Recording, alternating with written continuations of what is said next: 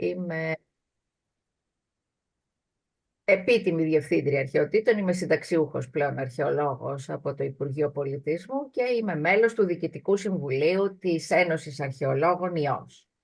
Και εκ μέρους του Διοικητικού Συμβουλίου σας καλωσορίζω όλους σε αυτή την πρώτη συνάντηση και εύχομαι να πάνε όλες αυτές οι συναντήσεις πολύ καλά. Ήταν από πολύ καιρό στο μυαλό μας όλων να κάνουμε κάτι για να αφιερώσουμε και να συζητήσουμε τι κάνουμε με αυτό το έρημο πτυχίο της αρχαιολογίας, μάλλον τι κάνουν τα νέα παιδιά όσα δεν μπορούν να απορροφηθούν στο Υπουργείο Πολιτισμού, στην αρχαιολογική υπηρεσία ή στα πανεπιστήμια, αλλά πάντα ενδιαφέρονται για την αρχαιολογία επιστημονικά, τους ενδιαφέρει να την αξιοποιούν τις σπουδές τους και όλα αυτά που θα συζητήσουμε σε όλες αυτές τις συναντήσεις. Έτσι σκεφτήκαμε να κάνουμε αυτές τις συναντήσεις που αποσκοπούν να δούμε τι επαγγελματικές διαδρομές μπορούν να ακολουθήσουν οι απόφοιτοι αρχαιολογίας πέρα από τα παραδοσιακά αρχαιολογικά πεδία εργασίας που όλοι γνωρίζετε. Πώς αξιοποιείται το αρχαιολογικό υπόβαθρο που αποκτούμε στα πανεπιστήμια στην προβολή και προστασία της πολιτιστικής κληρονομιάς γενικά. Ή με ποιους τρόπους οι απόφοιτοι του αρχαιολογικού, ανεξαρτήτως της επαγγελματικής του σταδιοδρομίας, συμβάλλουν στην προβολή και προστασία της πολιτιστικής κληρονομιάς.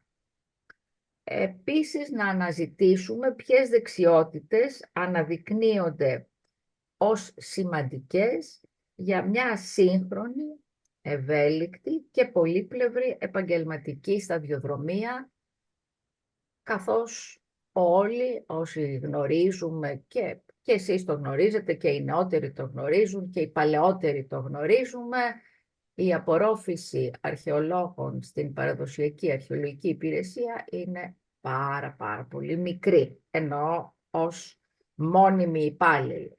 Έτσι, απασχολούνται πάρα πολύ με συμβάσεις εργασίας, οι οποίες κάποια στιγμή τελειώνουν.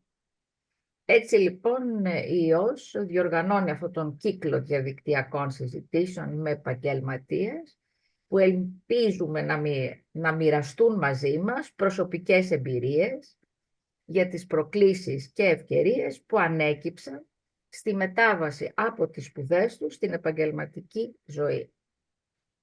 Να δούμε αν ανοίγει η αρχαιολογία τελικά πολλαπλές προοπτικές δημιουργίας προσφοράς στην κοινωνία. Έτσι λοιπόν θα παρακαλέσω τον Διονύση τον Μουρελάτο να πάρει το λόγο για να μας παρουσιάσει και τους σημερινούς ομιλητές, οι οποίοι είναι και οι πρώτοι, καθώς όπως όλοι γνωρίζουμε, το μεγαλύτερο ποσοστό των αρχαιολόγων, των αποφύτων του ιστορικού αρχαιολογικού παλιά ή του αρχαιολογικού σήμερα κατευθύνονται στην μέση εκπαίδευση. Παρακαλώ, Διονύση. Καλησπέρα, ευχαριστώ πολύ. Καλησπέρα και από μένα. Θέλω να συγχαρώ το Διοικητικό Συμβούλιο της Ένωσης Αρχαιολόγων ΙΟΣ για την πρωτοβουλία και χαίρομαι ιδιαίτερα που θα συντονίσω αυτή την ομιλία, αυτή τη συζήτηση σήμερα για τους νέους ρόλους για τον αρχαιολόγο με έμφαση στη δευτεροβάθμια εκπαίδευση. Θα ξεκινήσω χωρίς άλλα να παρουσιάσω την κυρία Βασιλική Γκράτσιου πρώτα, η οποία θα λάβει πρώτη το λόγο. Η κυρία Γκράτσιου είναι φιλόλογος, καθηγήτρια στο πρώτο πρότυπο Λύκειο Θεσσαλονίκης Μανώλης Ανδρώνικος. Πήρε το πτυχίο της Ιστορίας και Αρχαιολογίας με κατεύθυνση στην Αρχαιολογία από το Αριστοτέλειο Πανεπιστήμιο της Θεσσαλονίκης και η διδακτορική της διατριβή στο ίδιο πανεπιστήμιο είχε τίτλο «Αγαλματική τίτλη του Ερμή στην πλαστική της κλασικής εποχής». Έχει εργαστεί ως φοιτήτρια και ως έκτακτη αρχαιολόγος σε ανασκαφές στην περιοχή της Μακεδονίας, ενώ έχει υπηρετήσει για περίπου 20 χρόνια σε πειραματικά και πρότυπα γυμνάσια και λύκεια. Στο πρώτο πρότυπο λύκειο της Θεσσαλονίκης, στο Μανώλη Ανδρώνικο, διδάσκει και νεοελληνική γλώσσα, λογοτεχνία, αρχαία ελληνική γραμματεία, αλλά βέβαια κυρίως το μάθημα της ιστορίας.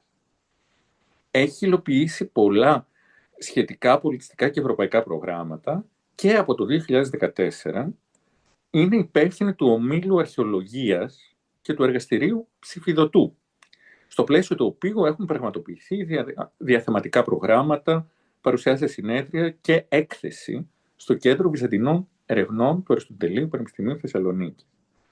Έχει κάνει πολλές εισηγήσεις σε θέματα που αφορούν την δευτεροβάθμια εκπαίδευση, αλλά και την αρχαιολογία.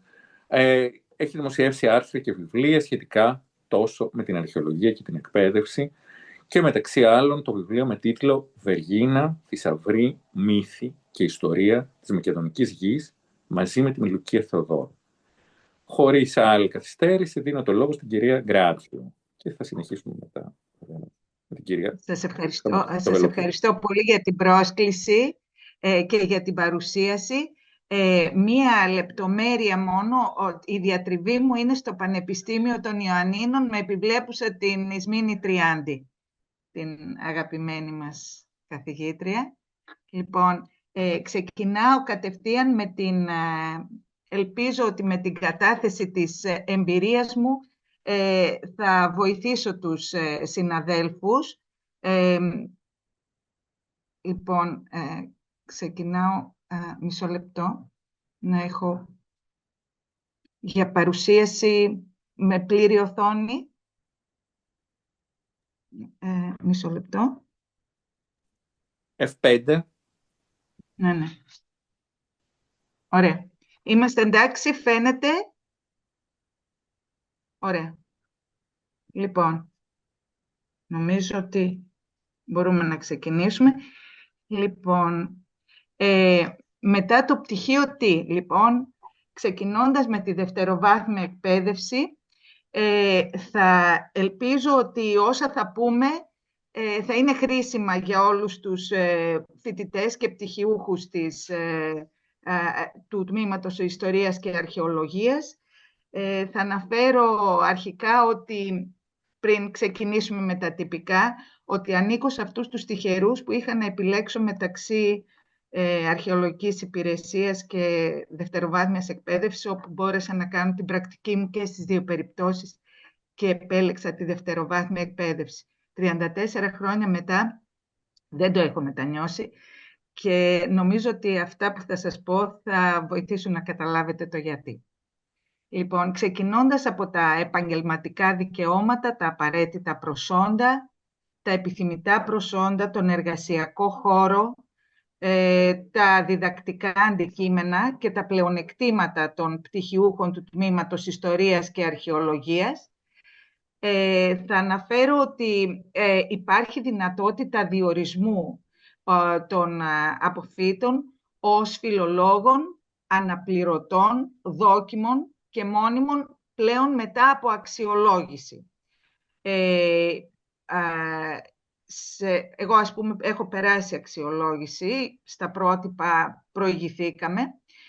Μπορούν να εργαστούν να εργαστείτε σε γυμνάσια, ΕΠΑΛ, γενικά ή πειραματικά λύκεια, σε πρότυπο λύκειο όπως το δικό μας, και πλέον θα υπάρχει από την επόμενη χρονιά κάποια σχολεία θα γίνουν IB για διεθνές απολυτήριο. Το σχολείο μας είναι υποψήφιο για αυτά.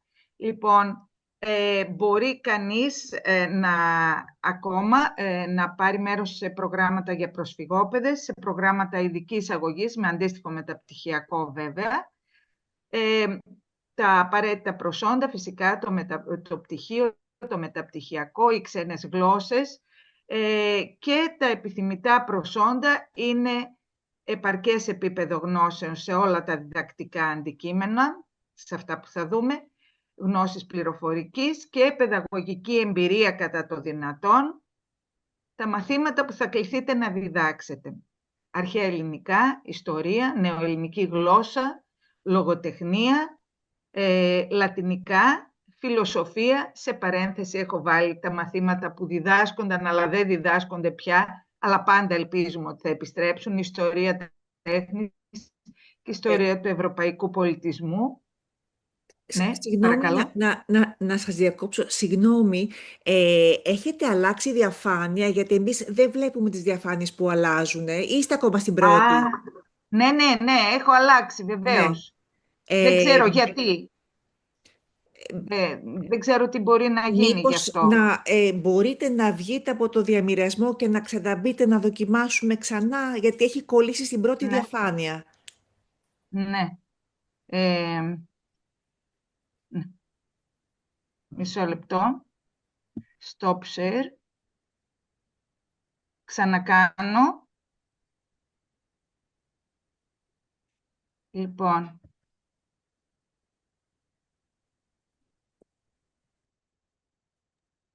Μην βάλετε πλήρη οθόνη, παραμείνετε στο mode που έχετε τώρα και δοκιμάστε. Ωραία, τώρα έτσι. Μην κάνετε πλήρη οθόνη, θα το συνεχίσουμε Ωραία. έτσι ως έχει. Ωραία, εντάξει. Ξεκινήσαμε λοιπόν, ξαναπαρουσιάζω αναγκαστικά τις διαφάνειες γρήγορα, αυτά που ανέφερα δηλαδή, σχετικά με τα προσόντα, σχετικά με τα μαθήματα που θα διδαχθούν. Το μάθημα στο οποίο υπερέχουν οι πτυχιούχοι του τμήματος Ιστορίας και Αρχαιολογίας είναι σίγουρα το μάθημα της Ιστορίας. Όμως, οι γνώσεις που έχουν αποκτήσει σχετικά με θέματα πολιτισμού μπορούν να συνδυαστούν με πολλά διδακτικά αντικείμενα, όπως τα αρχαία ελληνικά, η νεοελληνική γλώσσα, η φιλοσοφία, τα λατινικά. Μπορούν επίσης σε πολιτιστικά προγράμματα να αξιοποιηθούν, σε projects, σε ομίλους όπως αυτός που θα δείτε, σε ξεναγήσεις που κάνουμε οι ίδιοι ή που διδάσκουμε τους μαθητές να κάνουν. Λοιπόν, ξεκινώντας από αυτά που κάνουμε στο σχολείο μας, θα ξεκινήσω μια διαθεματική παρουσίαση σχετικά με το λοιμό. Εδώ συνδυάζουμε στοιχεία, έχουμε την ιστορία του Θουκυδίδη, τα συμπτώματα, τις ηθικές επιπτώσεις και συνδυάζουμε με αρχαιολογικά ευρήματα από την ανασκαφή του Μετρό, η Μύρτιδα, η γνωστή σας Μύρτιδα, που θα μας οδηγήσει μέσα από τον έλεγχο του DNA στην ταυτότητα της νόσου. Στη δική μας περίπτωση συνδυάστηκε και με δημιουργική γραφή, είχε ιδιαίτερη επιτυχία η διαθεματική αυτή παρουσίαση και συνδυάζει αρχαία ελληνικά, ιστορία, αρχαιολογία, ιατρική, που ενδιαφέρει ιδιαίτερα τα παιδιά μας, πολύ ενδιαφέρονται για ιατρικές σχολές. Και έτσι συνεχίζουμε με τη δημιουργία αντιγράφων επιγραφών. Κάθε χρόνο φτιάχνουν τα παιδιά αποπυλώσεις στο πλαίσιο του μαθήματος της ιστορίας και μπορούμε να ετοιμάσουμε ένα μικρό επιγραφικό μουσείο και έτσι τα παιδιά να μπορούν να βλέπουν την εξέλιξη της γραφής. Στο πειραματικό του ΠΑΜΑΚ είχαμε φτιάξει μάλιστα και σοκολάτες με αρχαίες επιγραφές σε ένα πρόγραμμα επιχειρηματικότητας, το οποίο είχε έτσι ιδιαίτερη αποδοχή, σοκολάτες με τις επιγραφές μέτρων άριστον, μηδέν άγαν, ουκαν λάβεις παρά του μη έχοντος κλπ. Επίσης, τα νομίσματα, κάτι πολύ ενδιαφέρον, το οποίο μπορεί κανείς να αξιοποιήσει είτε για τη διδασκαλία, παραδείγματος χάρη της ελληνιστικής περίοδου μέσα από τα νομίσματα που το έχουμε κάνει, ή σε συνδυασμό και με τη λογοτεχνία, παραδείγματος χάρη με ποίηματα του Καβάφη. Και μια και ξεκινήσαμε τις σοκολάτες, φτιάξαμε και μήτρες για νομίσματα, τα οποία αντιγράψαμε είτε σε γύψο, και έτσι φτιάξαμε ένα μικρό νομισματικό μουσείο, είτε σε σοκολάτα. Οι συνήθειες δεν κόβονται.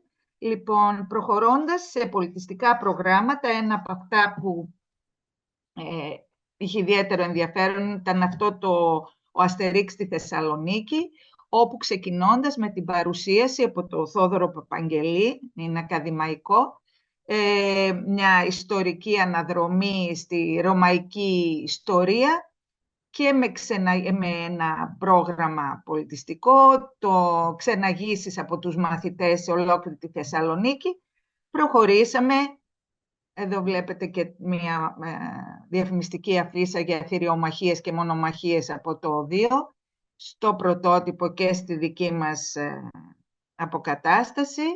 Γνωρίσαν τα παιδιά τους δημιουργούς του Αστερίξ. Συνεργάστηκαν με ειδικό για να τους μάθει πώς να διορθώνουν, να αλλάζουν τα μπαλονάκια στο Αστερίξ και τελικά έφτιαξαν το δικό τους κόμικ και τελικά κατάφεραν να βρούνε, συγγνώμη, λοιπόν, κατάφεραν να βρούνε το φίλτρο το οποίο έψαχναν, ήταν το φραπέ και το βρήκαν στην περιοχή της Τούμπας. Λοιπόν, οι ψηφίδες της Κοινής Ελληνιστικής, ένα άλλο πολιτιστικό πρόγραμμα πιο πρόσφατο, όπου μέσα από ενεπίγραφα ψηφιδωτά και την τοπική και χρονική τους εξάπλωση, τα παιδιά μπόρεσαν να καταλάβουν πώς αποδεικνύεται η εξάπλωση της Κοινής Ελληνιστικής από τον 4ο αιώνα π.Χ. μέχρι τον 8ο αιώνα μετά Χριστό. Τα ψηφιδωτά αυτά, 3 από τα οποία βλέπετε από την περιοχή της Ιορδανίας, η Αλεξάνδρεια, την οποία ήδη αντέγραφαν, η Γάζα, η πόλη της Γάζας και δεξιά η Σωτηρία, την οποία αντιγράφουν τώρα, όπως θα δείτε. Ο Όμιλος Αρχαιολογίας, λοιπόν, ξεκίνησε από το 2014 και εδώ βλέπετε την πρώτη παρουσίασή μας, έτσι προσπαθώντας να τραβήξουμε την προσοχή των μαθητών, οι οποίοι είχαν ένα παραπάνω λόγο, ήταν η ανασκαφή στο Λόφο Καστά τότε που τράβηξε την προσοχή πολλών και έτσι είχαμε σύντομα πολλούς που ενδιαφέρθηκαν. Από τη στιγμή όμως που θα ενδιαφερθούν θα πρέπει να κρατήσει κανείς και το ενδιαφέρον τους. Έτσι λοιπόν, ανάμεσα στα άλλα έρευνα, επισκέψεις, κατασκευές, ο Όμιλος Αρχαιολογίας έγινε Όμιλος Αρχαιολογίας και εργαστήριο ψηφιδωτού ήδη από το 2015, καθώς από την πρώτη χρονιά θα δούμε λιγάκι κάποια στιγμιότυπα του ομίλου που θα μας δείξουν με ποιο τρόπο αξιοποιήθηκε και η τέχνη αυτή, οι κατασκευές κλπ. Λοιπόν, βλέπουμε από μάθημα ξενάγησης, όπου οι μαθητές μαθαίνουν πώς να ξεναγήσουν τους συμμαθητές τους, στη Ρωμαϊκή Αγορά, εδώ με τη γνωστή αφίσα. Εδώ βρισκόμαστε στην έκθεση «Η Ευρώπη της Ελλάδας», νομισματική συλλογή της Alpha Bank, συγγνώμη. Λοιπόν, στα ίχνη των χρωμάτων, ένα εξαιρετικό πρόγραμμα όπου συνεργαστήκαμε και με τον Όμιλο Δημιουργικής Γραφής. Η συνεργασία των Ομίλων Αρχαιολογίας και Δημιουργικής Γραφής στο πρόγραμμα αυτό είχε έφερε ιδιαίτερους καρπούς, καθώς οι μαθητές χρειάστηκε να ανακαλύψουν τα ίχνη των χρωμάτων, κυρίως έργα γλυπτικής και όχι μόνο. Είδαν την προέλευση των χρωμάτων, τους τρόπους με τους οποίους χρησιμοποιήθηκαν. Έφτιαξαν οι ίδιοι αντίγραφα, καλούπια βλέπουμε εδώ. Είδαν πώς χρησιμοποιείται το χρώμα. Είχαμε αντιγραφή από επιτύμβιες, αντέγραψαν και επιτύμβιες στήλες από τη Βεργίνα μεταξύ άλλων και παρουσίασαν το πρόγραμμά τους στο Βαφοπούλιο Πνευματικό Κέντρο με τα έργα δημιουργικής γραφής που είχαν ετοιμάσει. Μία συμμετοχή ενός μαθητή μας στον διαγωνισμό του Κολεγίου Ανατόλειας, στο Άξτακ, Υγιεινή, Καλοπισμός, Ανατομία και Ιατρική στην Αρχαία Αίγυπτο, συνδυασμός δηλαδή βιολογίας και αρχαιολογίας, ιατρικής και αρχαιολογίας για την ακρίβεια, εργασία για την οποία βραβεύτηκε ο μαθητής. Και εδώ ξεκινάει η ιστορία με τα ψηφιδωτά. Γνωρίσαμε την τέχνη του ψηφιδωτού με τη βοήθεια του συντηρητή, του κυρίου Κίσα, στο Μουσείο Βυζαντινού Πολιτισμού και οι μαθητές εκεί έφτιαξαν το πρώτο τους μικρό ψηφιδωτό, επέλεξαν ένα πτηνό από το ναό των ταξιαρχών και άρχισαν την αντιγραφή. Και εργάστηκαν μέσα σε λιγότερο από χρόνο, ολοκλήρωσαν το πρώτο τους ψηφιδωτό, Πασιχαρής εδώ.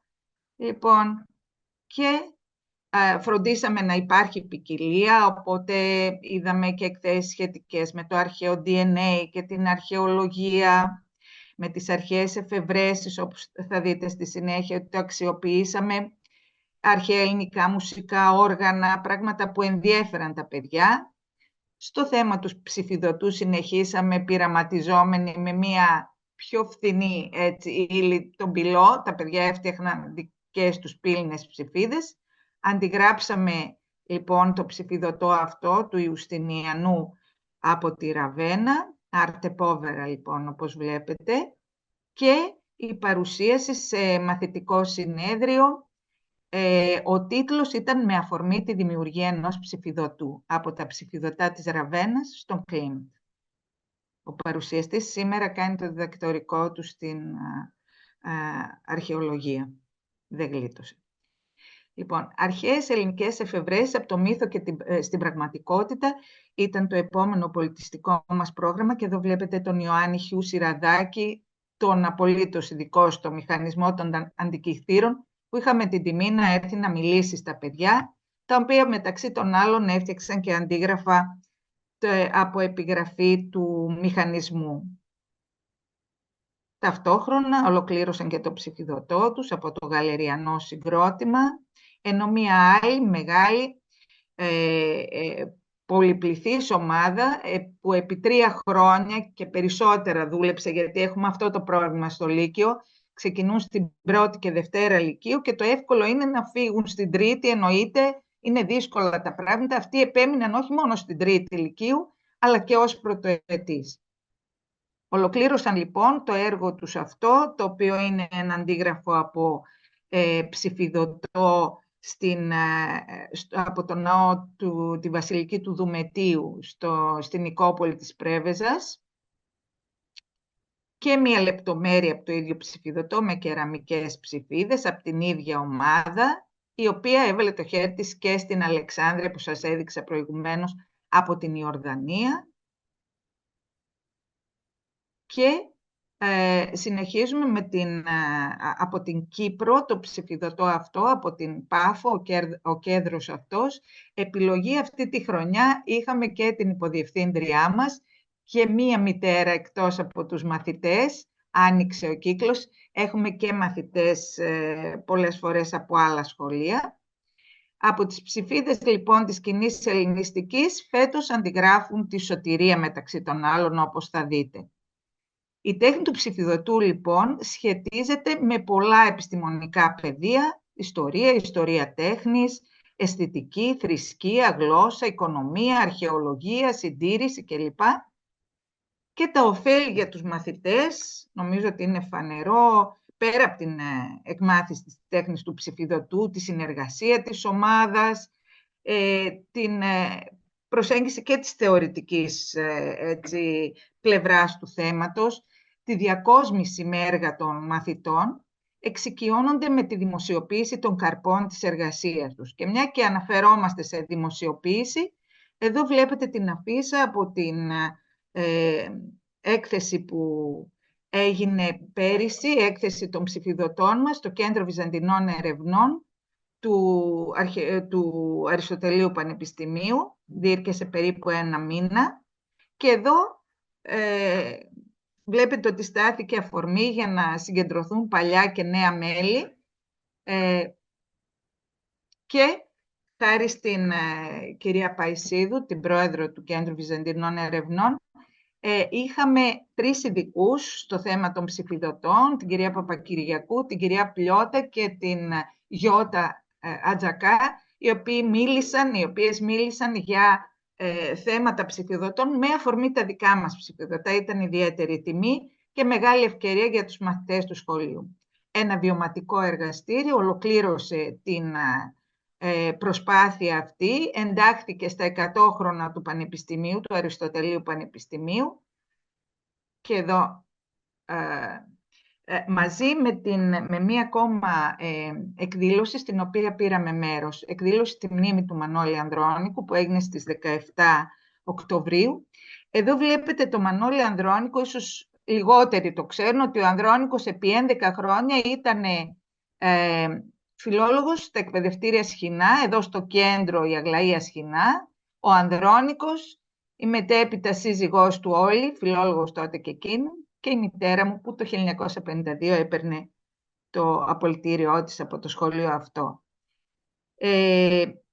Τα παιδιά, οι μαθητές μας έμαθαν πάρα πολλά στο πλαίσιο του προγράμματος αυτού για το Μανώλη Ανδρώνικο, συγκέντρωσαν υλικό πολύ, έκαναν επισκέψεις, καλέσαμε στο σχολείο και έδωσαν συνέντευξη οι συνεργάτιδες του Ανδρώνικου, η Στέλλα Δρούγου, τη βλέπουμε εδώ, και η Χρυσούλα Παλιαδέλη, οι οποίες μίλησαν στους μαθητές και δημιουργήθηκαν 2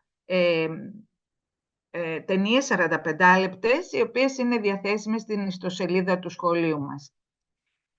Η παρουσίαση του πολιτιστικού προγράμματος έγινε στο Αρχαιολογικό Μουσείο Θεσσαλονίκης, στην αίθουσα Μανώλης Ανδρώνικος, και πραγματικά εδώ μιλάμε για δημόσια αρχαιολογία, νομίζω, παρακολούθησε ευρύ κοινό. Και φέτος, στις 17 Οκτωβρίου, όταν έγινε η εκδήλωση, κλήθηκα και εγώ εκ μέρους του σχολείου, εκ μέρους της δευτεροβάθμιας εκπαίδευσης, να μιλήσω για το τι κάνουμε σχετικά με τη διατήρηση της μνήμης του Μανώλη Ανδρώνικου. Μίλησε η Χρυσούλα Παλιαδέλη, η Μπετίνα Τσιγαρίδα, προϊσταμένη της Εφορίας Αρχαιοτήτων Θεσσαλονίκης, ο Μιχάλης Τιβέριος, ο καθηγητής μας και πρόεδρος της Ακαδημίας Αθηνών, και εκτός από μένα μίλησαν και οι 2 ανασκαφείς της πανεπιστημιακής ανασκαφής, η Νάνση Κυριάκου και η Χρυσάνθη Καλίνη. Και συνεχίζοντας, μετά από μια πολύ γεμάτη χρονιά, λοιπόν, συνεχίζουμε τα ψηφιδωτά μας, τη δράση, και τα παιδιά δημιουργούν αντίγραφα της Σωτηρίας αριστερά και της Άνοιξης στο πλαίσιο του προγράμματος Επιπτερίγων που μας απασχολεί φέτος.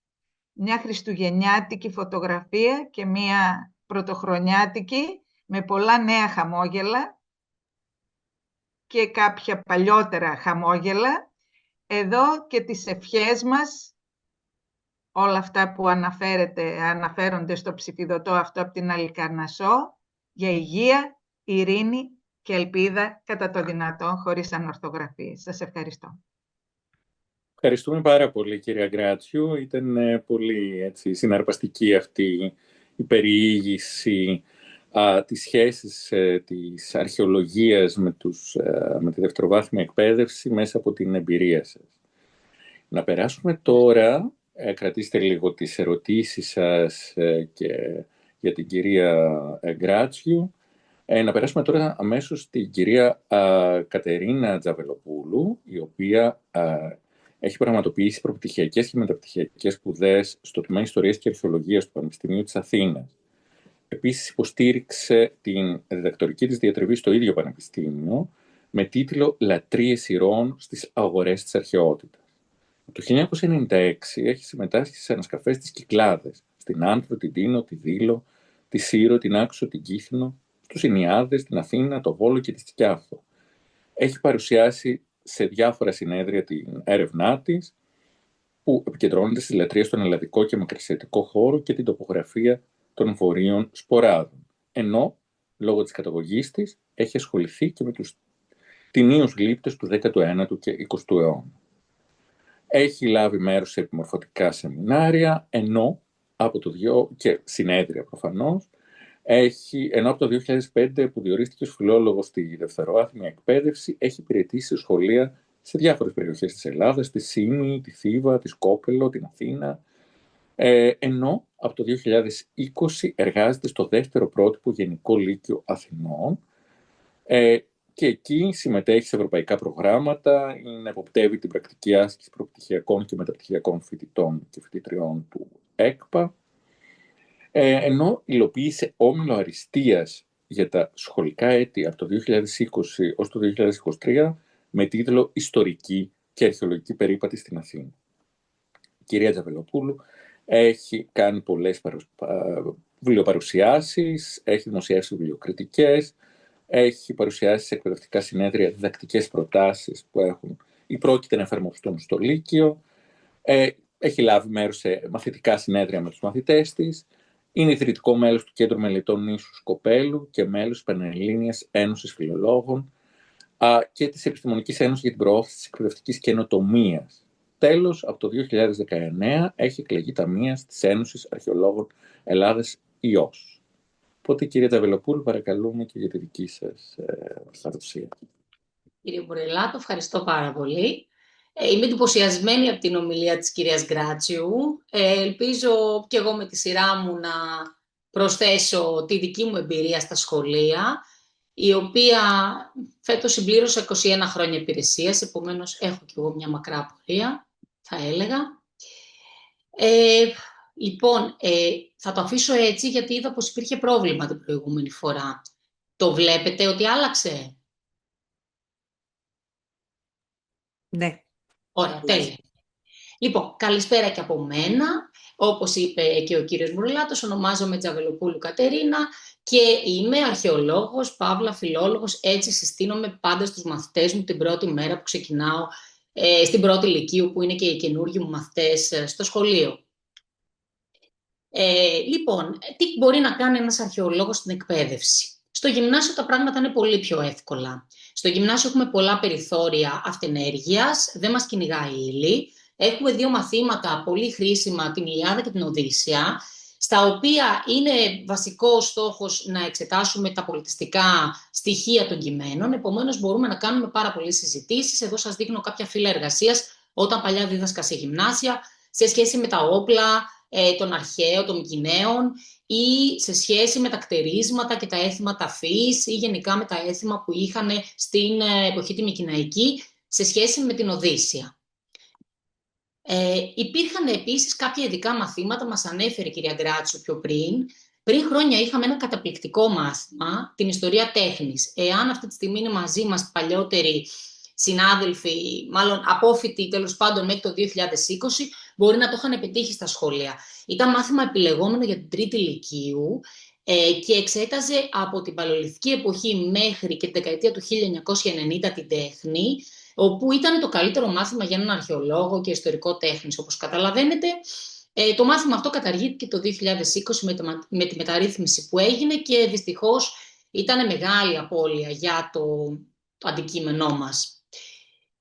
Τι γίνεται τώρα με την ιστορία της πρώτης λυκείου? Στην ιστορία της πρώτης λυκείου θα περιμέναμε ότι το βιβλίο προβλέπει τη διδασκαλία τέχνης. Όμως όχι.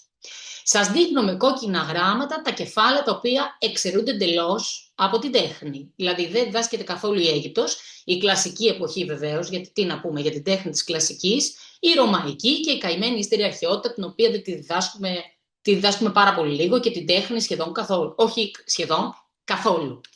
Για το μικηναϊκό πολιτισμό αναφέρουμε απλά τους θεολωτούς τάφους, τα ανάκτορα και το μέγαρο. Για τη γεωμετρική τέχνη μόνο τι σημαίνει γεωμετρική τέχνη. Και υπάρχουν 3 γραμμές για την αρχαϊκή εποχή που αναφέρουν ότι η τέχνη αφορά κούρους, κόρες, μελανόμορφο, ερυθρόμορφο, ιωνικό, δωρικό ρυθμό, τέλος. Αυτό. Και υπάρχει μια αναφορά για το βωμό της Περγάμου, μιας και λέμε για την Πέργαμο, υπάρχει και μια εικόνα στο βιβλίο και απλά αναφέρει το βωμό της Περγάμου. Επομένως, οι μαθητές της πρώτης λυκείου τελειώνουν μη γνωρίζοντας τίποτα για την τέχνη της αρχαίας Ελλάδας. Στη β' δε λυκείου που κάνουν βυζαντινά, τίποτα απολύτως. Ούτε ιστορία τέχνης από αναγέννηση, παρόλο που το βιβλίο έχει κάποια κεφάλαια, είναι όλα εκτός ύλης. Δεν ξέρω πόσοι γνωρίζετε το θέμα της τράπεζας θεμάτων. Πλέον στο Λύκειο υπάρχει η λεγόμενη τράπεζα θεμάτων, που σημαίνει ότι οι καθηγητές είναι αναγκασμένοι να διδάξουν όλη την ύλη που προβλέπεται. Η ύλη όμως είναι ατελείωτη. Ειδικά για την πρώτη λυκείου διδάσκουμε χωρίς σταματημό, δηλαδή για να κάνουμε κάποιο επαναληπτικό μάθημα θα πρέπει να έχουμε υπολογίσει πάρα πολύ σφιχτά την ύλη για να μην ξεφύγουμε, γιατί δεν μας βγάζει ο χρόνος. Παρόλα αυτά έχω καταφέρει και έχω βγάλει 4 ώρες για την τέχνη των περιόδων των συγκεκριμένων της ομηρικής, αρχαϊκής, κλασικής και ελληνιστικής, και εκεί μαζεύουμε με ένα φύλλο εργασίας, δουλεύουμε με τους μαθητές, με PowerPoint και διάφορες ερωτήσεις, τουλάχιστον να έχουν μια πρώτη επαφή με την τέχνη των περιόδων αυτών, και επιμένω κυρίως στη χρήση των αντικειμένων. Δηλαδή τους θέτω ερωτήματα, ας πούμε, γιατί βρίσκονται αυτοί οι τεράστιοι αμφορείς, οι γεωμετρικοί, πάνω στα νεκροταφεία, τι θα μπορούσαν να συμβολίζουν ή τι χρήση είχαν. Ή αντίστοιχα για την αρχαϊκή εποχή, γιατί τόσοι κούροι και κόρες στην Ακρόπολη, τι λειτουργία είχαν, γιατί τις βάζανε εκεί. Και παράλληλα συζητάμε για τους κατάδεσμους, που αυτό ενδιαφέρει πολύ τα παιδιά, γιατί αφορά την καθημερινότητα των αρχαίων.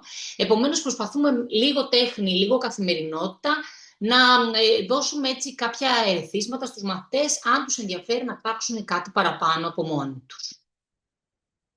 Πολύ σημαντικές είναι οι δράσεις εκτός σχολικού χώρου. Σε αυτές ο εκπαιδευτικός έχει αρκετή ελευθερία να κάνει πολύ περισσότερα πράγματα. Όταν ήμουνα στη Σκόπελο, συνειδητοποίησα ότι οι μαθητές δεν γνωρίζαν τίποτα για τις αρχαιότητες του νησιού. Στη Σκόπελο υπάρχει το Ασκληπείο, το οποίο βέβαια σώζεται αυτός ο τοίχος που φαίνεται στην εικόνα και βλέπετε και την κάτωψη. Σχεδίασα ένα φύλλο εργασίας και πήγα με τους μαθητές στο χώρο, ο οποίος χώρος είναι πάνω στο λιμάνι, περνούν καθημερινά, αλλά κανείς δεν έμπαινε μέσα. Σε παραλληλισμό βέβαια με άλλα Ασκληπεία όπως της Αθήνας και συζητήσαμε για τα ομοιώματα, για τα αναθήματα της εποχής, για τα υλικά χρήσης, πώς κατασκευάστηκε το μνημείο, που βρέθηκαν τα υλικά, πώς τα μεταφέρανε κτλ. Και έκανε πάρα πολύ μεγάλη εντύπωση στους μαθητές, γιατί ακριβώς δεν είχαν ξαναμπεί μέσα στο χώρο, παρόλο που σας λέω είναι σε πολύ κεντρικό σημείο της Σκοπέλου και περνούσαν καθημερινά από αυτό. Ιδιαίτερα περήφανη είμαι για το κυνήγι θησαυρού που οργανώσαμε με την πρώτη Λυκείου. Ήταν στο τελευταίο μάθημα, λίγο πριν κλείσουμε τη χρονιά, η πρώτη Λυκείου που είχε λίγα παιδιά, στήσαμε ένα παιχνίδι λοιπόν κυνήγι θησαυρού. Βρήκαμε τις αρχαιότητες του νησιού, ο κάθε μαθητής ανέλαβε και κάποιο μνημείο, κρύψαμε γρίφους, πηγαίναμε ομάδες της Β και της Γ Λυκείου στους διάφορους τόπους, ψάχναν το γρίφο, θύμιζε λίγο προσκοπικό, ας πούμε, προσκοπική διαδικασία, βλέπετε τα μπαλόνια κτλ. Έπρεπε να ανακαλύψουν τους γρίφους, να τις λύσουν και ο κάθε γρίφος τους οδηγούσε στο επόμενο μνημείο, είτε ήταν εκκλησία, είτε ήταν ναός αρχαίος, είτε ήταν διάφορα τέλος πάντων σπόλια που μπορεί να βρίσκονταν σε κάποιους ναούς. Και οι νικητές στεφανώθηκαν με στεφάνια ελιάς, τα οποία είχε φτιάξει πεθερά μου, τα είχε φτιάξει ειδικά και ήταν πάρα πολύ χαρούμενοι. Αυτή η δράση έχουν περάσει 10 χρόνια, ακόμη και σήμερα με συναντάνε παιδιά στη Σκόπελο και μου λένε πόσο πολύ τους έχει μείνει ανεξίτηλο στη μνήμη τους, γιατί τρέχανε όλα στο χωριό 3 ώρες, δεν τους πείραξε ούτε ο ήλιος ούτε τίποτα, γιατί είχε πάρα πολύ ζέστη. Τους έχει μείνει πάρα πολύ στη μνήμη τους, γιατί ακριβώς μάθανε για τον τόπο τους. Όταν ήρθα λοιπόν στην Αθήνα, ήμουν πολύ χαρούμενη να το επαναλάβω και να πάμε στο Αρχαιολογικό Μουσείο και σε άλλους χώρους. Αποφάσισα λοιπόν να πάω την Α Λυκείου τότε σε 3 ξεχωριστές ξεναγήσεις, μόνο του το 1, μόνο το Α2 και μόνο το Α3, για να είναι λιγότεροι μαθητές, ήταν 22 παιδιά. Τους μοίρασα φύλλα εργασίας, γιατί σε τέτοιες δράσεις, να ξέρετε συνάδελφοι, το να πας και να κάνεις ξενάγηση, τα παιδιά έχουν βαρεθεί. Πρέπει να τους δώσουμε ενεργό ρόλο. Είχαμε λοιπόν μοιράσει εργασίες, ο κάθε μαθητής είχε κάποιο έκθεμα ή κάποια εκθέματα, τα είχε επιλέξει, οπότε θα μπορούσε να μας πει λίγα πράγματα γι' αυτό. Δεν κάναμε ξενάγηση όλου του μουσείου, η ξενάγηση διήρκεσε 1 ώρα, επιλέξαμε συγκεκριμένα τα πιο χαρακτηριστικά από κάποιες αίθουσες, όχι όλες, ίσα-ίσα για να μπορέσουμε να μπούμε μέσα, να δούνε κάποια πράγματα και συμπληρώσαμε το φύλλο εργασίας για να μην είναι σκόρπια όλα αυτά στο μυαλό τους και να μπορέσουμε να τα συγκεντρώσουμε. Η αξιολόγηση τώρα της εμπειρίας των μαθητών είχαμε αντικρουόμενα συναισθήματα, δηλαδή από τη μία τους άρεσε γιατί μπήκανε σε ενεργό ρόλο στην ξενάγηση, αλλά είχαμε πολλές γκρίνιες ότι κουράστηκαν πάρα πολύ, αυτή η 1 ώρα τους φάνηκε εξοδοτική, θέλαν να κάτσουν, τους φάνηκε το μουσείο πολύ κουραστικό. Είχα μια πολύ σφαιρή Β' Λυκείου στο ίδιο σχολείο και αποφάσισα τη Β' Λυκείου να την πάω στις Βυζαντινές εκκλησίες της Αθήνας και να κυκλοφορήσουμε στην Πλάκα. Πήγαμε πολύ έτσι μαζεμένοι, ήμουν πολύ μαζεμένη, γιατί ακριβώς επειδή στο μουσείο είχα αυτές τις απόψεις, λέω τώρα ποιος τους μαζεύει τη Β' Λυκείου και τι θα γίνει. Πάλι χωρίσαμε λοιπόν αρμοδιότητες, χωρίσαμε εκκλησίες. Να ξέρετε, σε τέτοιες δραστηριότητες πρέπει να ξέρει πολύ καλά το υλικό εκπαιδευτικός, να έχει οργανώσει από πριν πώς θα το δουλέψει και να έχει δώσει ενεργό ρόλο στους μαθητές. Εδώ λοιπόν χωρίσαμε είτε αρχιτεκτονικά στοιχεία, είτε ιστορικά, είτε για το διάκοσμο και στήσαμε μια διαδρομή την γρηγορότερη δυνατή για να μπορέσουμε να επισκεφτούμε όλες τις εκκλησίες. Τα αποτελέσματα ήταν εντυπωσιακά. Οι μαθητές ξετρελάθηκαν, τρέχανε επί 2,5 ώρες την πλάκα, γυρίσαμε όλη την πλάκα, δεν κουράστηκαν καθόλου, δεν τους φάνηκε καθόλου ταλαιπωρία το να ανεβαίνουν τις ανηφόρες και τις κατηφόρες και συνειδητοποίησαν ότι τους άρεσε πάρα πολύ το εκτός κτηρίου. Αυτή η εμπειρία τους έμεινε ανεξίτηλη στο μυαλό και μάλιστα μας πέτυχε βροχή στη Γοργοεπίκο, όπου αποκλειστήκαμε μέσα στο ναό, απ' έξω να βρέχει καταρακτωδώς και ήταν έτσι πολύ μυστηριακά, μας είχε ανάψει λίγα φώτα ο υπεύθυνος της εκκλησίας και τα παιδιά είχαν εντυπωσιαστεί. Τους θύμιζε χωριό, Πάσχα, τους είχε μείνει τέλος πάντων αυτή η εμπειρία πάρα πολύ έτσι έντονη. Οπότε σκέφτηκα ότι τα παιδιά πραγματικά θέλουν εκτός σχολείου και εκτός μουσείων να βρίσκονται σε τέλος πάντων εξωτερικούς χώρους και γι' αυτό έστησα τον Όμιλο Ιστορική και Αρχαιολογική Περίπατη, ο οποίος δεν είχε μόνο αρχαιολογία, είχε και ιστορία. Κυρίως επικεντρωθήκαμε στην περιοχή των αμπελοκήπων, που έχουμε και τα προσφυγικά, που σώσονται και οι ίχνη του εμφυλίου. Έχουμε 2 βυζαντινές, τέλος πάντων, εκκλησίες της βυζαντινής ή μεταβυζαντινής περίοδου. Έχουμε πάρα πολλά αγάλματα, έχουμε νεοκλασικά μνημεία. Είχαμε τέλος πάντων να σχεδιάσουμε πάρα πολλές διαδρομές. Ο Όμιλος πραγματοποιήθηκε 3 χρόνια. Μετά όμως δεν είχαμε πολύ μεγάλη συμμετοχή και αυτό είναι ένα θέμα το οποίο είναι χαρακτηριστικό της εποχής και του σχολείου μας. Τα παιδιά του Λυκείου έρχονται χορτάτα γιατί στα πρότυπα πειραματικά κάνουν ομίλους από το γυμνάσιο. Στο γυμνάσιο έχουν πιο ελεύθερο χρόνο. Το γυμνάσιο το διπλανό, το δεύτερο γυμνάσιο λοιπόν, δίνει πολλές δυνατότητες για ιστορία τέχνης. Επομένως τα παιδιά έχουν κάνει ιστορία τέχνης και προγράμματα με την UNESCO, έχουν ασχοληθεί. Και στο Λύκειο έρχονται αρκετά κουρασμένα, θέλουν να κάνουν τα φροντιστήριά τους και δεν έχουν πάρα πολύ διάθεση για ομίλους. Επίσης έχουμε 20 ομίλους στο σχολείο μας, που είναι πολύ δυνατοί και αυτοί. Επομένως, τα 2 τελευταία χρόνια δεν μπόρεσα να πραγματοποιήσω με πολύ μεγάλο αριθμό παιδιών τον όμιλο.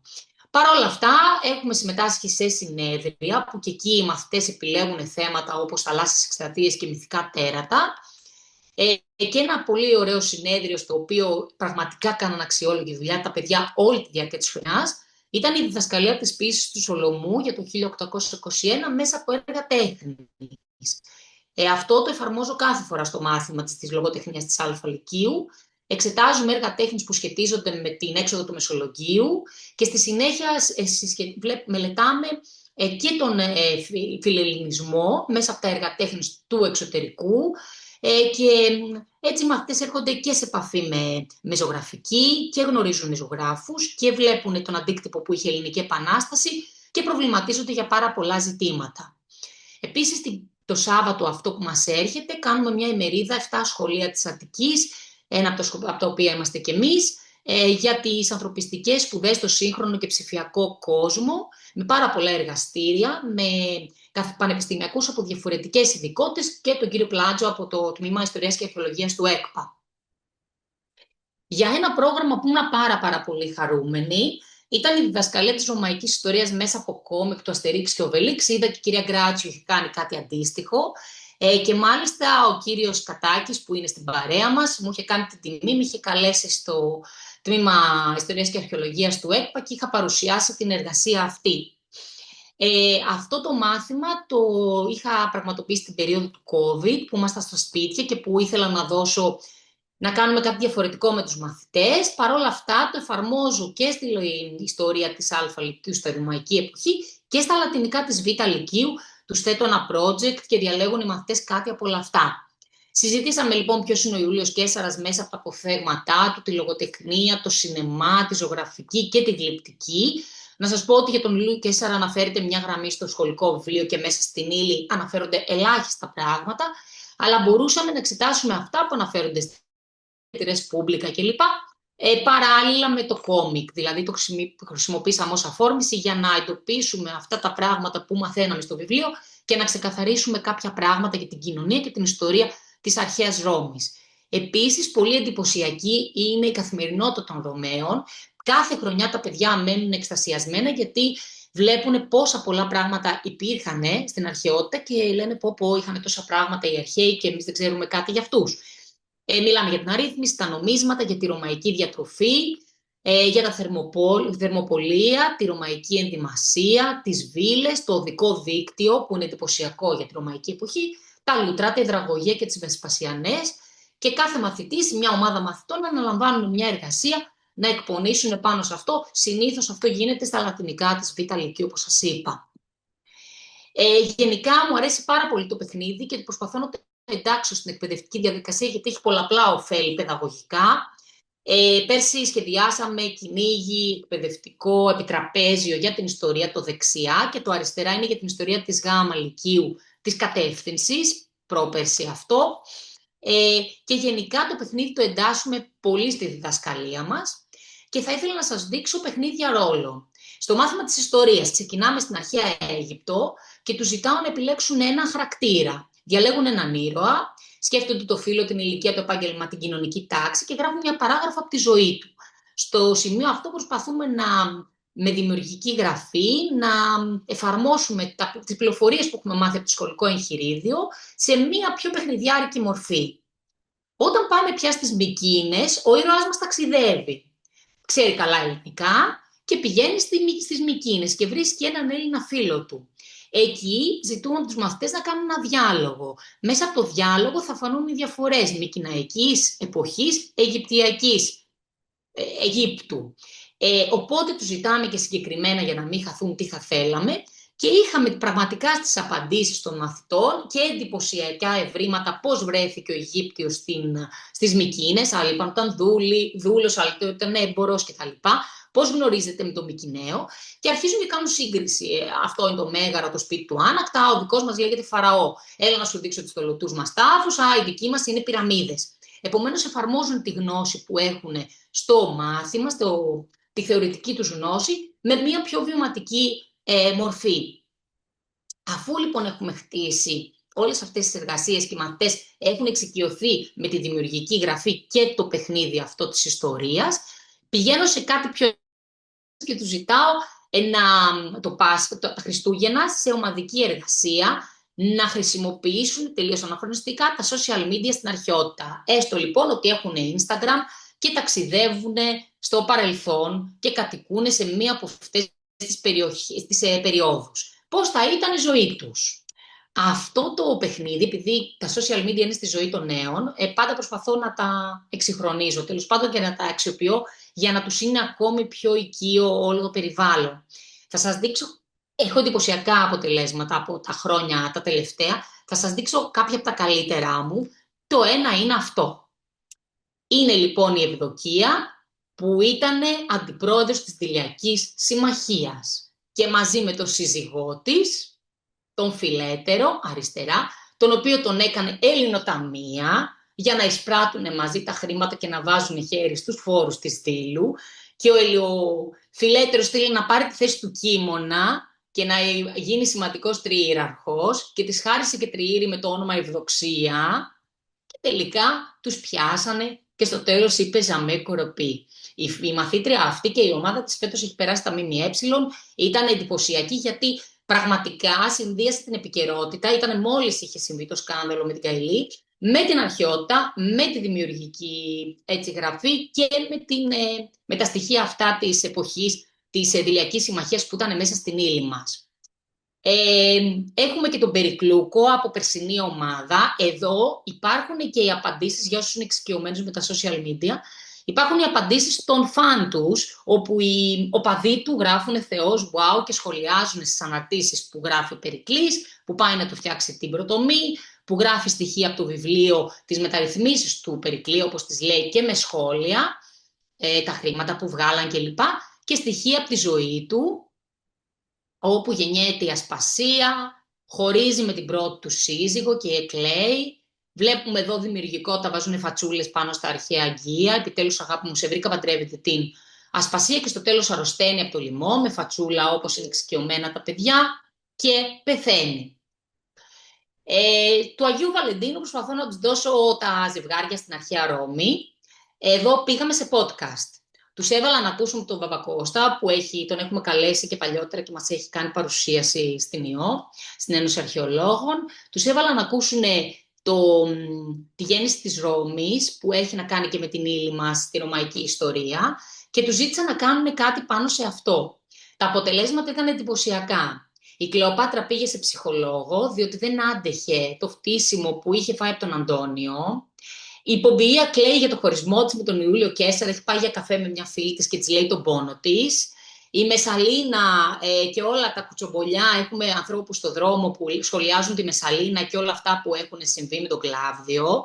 Και έτσι δώσαμε στα παιδιά την ευκαιρία και να ψάξουν για την αρχαία Ρώμη και να διασκεδάσουν μέσα από παιχνίδια και να μπορέσουν να χτίσουν γνώση πάνω από κάτι λίγο πιο δημιουργικό και να ξεφύγουμε από το βαρετό βιβλίο και τη βαρετή αποστήθηση που δυστυχώς όλο το Λύκειο οδηγεί τους μαθητές σε μία αποστήθηση, γιατί αυτός είναι ο σκοπός του εξωτεροκεντρικού συστήματος, ας πούμε, που έχουμε στο Λύκειο. Οι μαθητές μέσα από όλα αυτά βέβαια έχουν κατακτήσει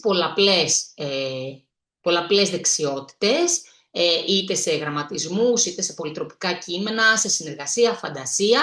Και το πιο σημαντικό είναι ότι η μάθηση έγινε ελκυστική και αποτελεσματική, ότι ενώ η ιστορία, όταν ξεκινάω το πρώτο μάθημα και ρωτάω αν τους αρέσει, όλοι λένε ότι τους είναι το χειρότερο τους μάθημα, πλέον ήταν μια χαρούμενη εμπειρία, το διασκεδάσανε πολύ και οι μαθητές, αλλά περισσότερο εγώ ως εκπαιδευτικός, που το ευχαριστήθηκα πάρα πολύ και γενικά προσπαθώ να κάνω πράγματα που με ευχαριστούν εμένα, γιατί όταν εγώ είμαι πολύ ευχαριστημένη και κεφάτη, βλέπω ότι και οι μαθητές μας είναι κεφάτη. Νομίζω ότι είπα πολλά, θα σταματήσω για να γίνει η συζήτηση. Σας έδωσα κάποιες από τις εμπειρίες μου και τις δράσεις που έχω κάνει όλα αυτά τα χρόνια, κάποιες λίγες γιατί δεν μπόρεσα να τα συνοψίσω όλα και περιμένω τη συζήτησή σας. Ευχαριστώ πολύ. Ευχαριστούμε πάρα πολύ, Κατερίνα. Ευχαριστούμε και την κυρία Τσαβελοπούλου και την κυρία Γκράτσιου. Νομίζω ότι όλοι σκεφτόμασταν, όσο ακούγαμε και τις δύο, ότι θα θέλαμε να ήμασταν μαθητές σας. Το ενθουσιασμός και το κέφι με το οποίο έχετε αγκαλιάσει το αντικείμενο, είμαι βέβαιος ότι έχει εμπνεύσει και τους μαθητές σας. Θέλω να ρωτήσω καταρχήν αν υπάρχει κάποια ερώτηση από το κοινό ή αν δεν υπάρχει, να ξεκινήσω εγώ με κάποιες ερωτήσεις. Αλλά παρακαλώ, μπορείτε είτε να θέσετε την ερώτηση στο chat. Ίσως η κυρία Ξανθοπούλου, συγγνώμη. Καλησπέρα. Λοιπόν, εγώ δεν θέλω να κάνω μια ερώτηση. Θέλω απλά να πω ότι από τις παρουσιάσεις αυτές τις δύο φαίνεται πόσο σημαντικός είναι ο ρόλος των αρχαιολόγων στην εκπαίδευση δευτεροβάθμια, γιατί αυτό που λείπει εν τέλει από την παιδεία των παιδιών είναι η αισθητική παιδεία. Και ίσως ο ιστορικός να μην έχει αυτή την πρόσβαση στα εργαλεία που έχουμε εμείς οι αρχαιολόγοι και που μπορούμε να μπάσουμε με τον τρόπο με τα εργαλεία αυτά τα παιδιά σε αυτό που γνωρίζουμε ως υλικό πολιτισμό.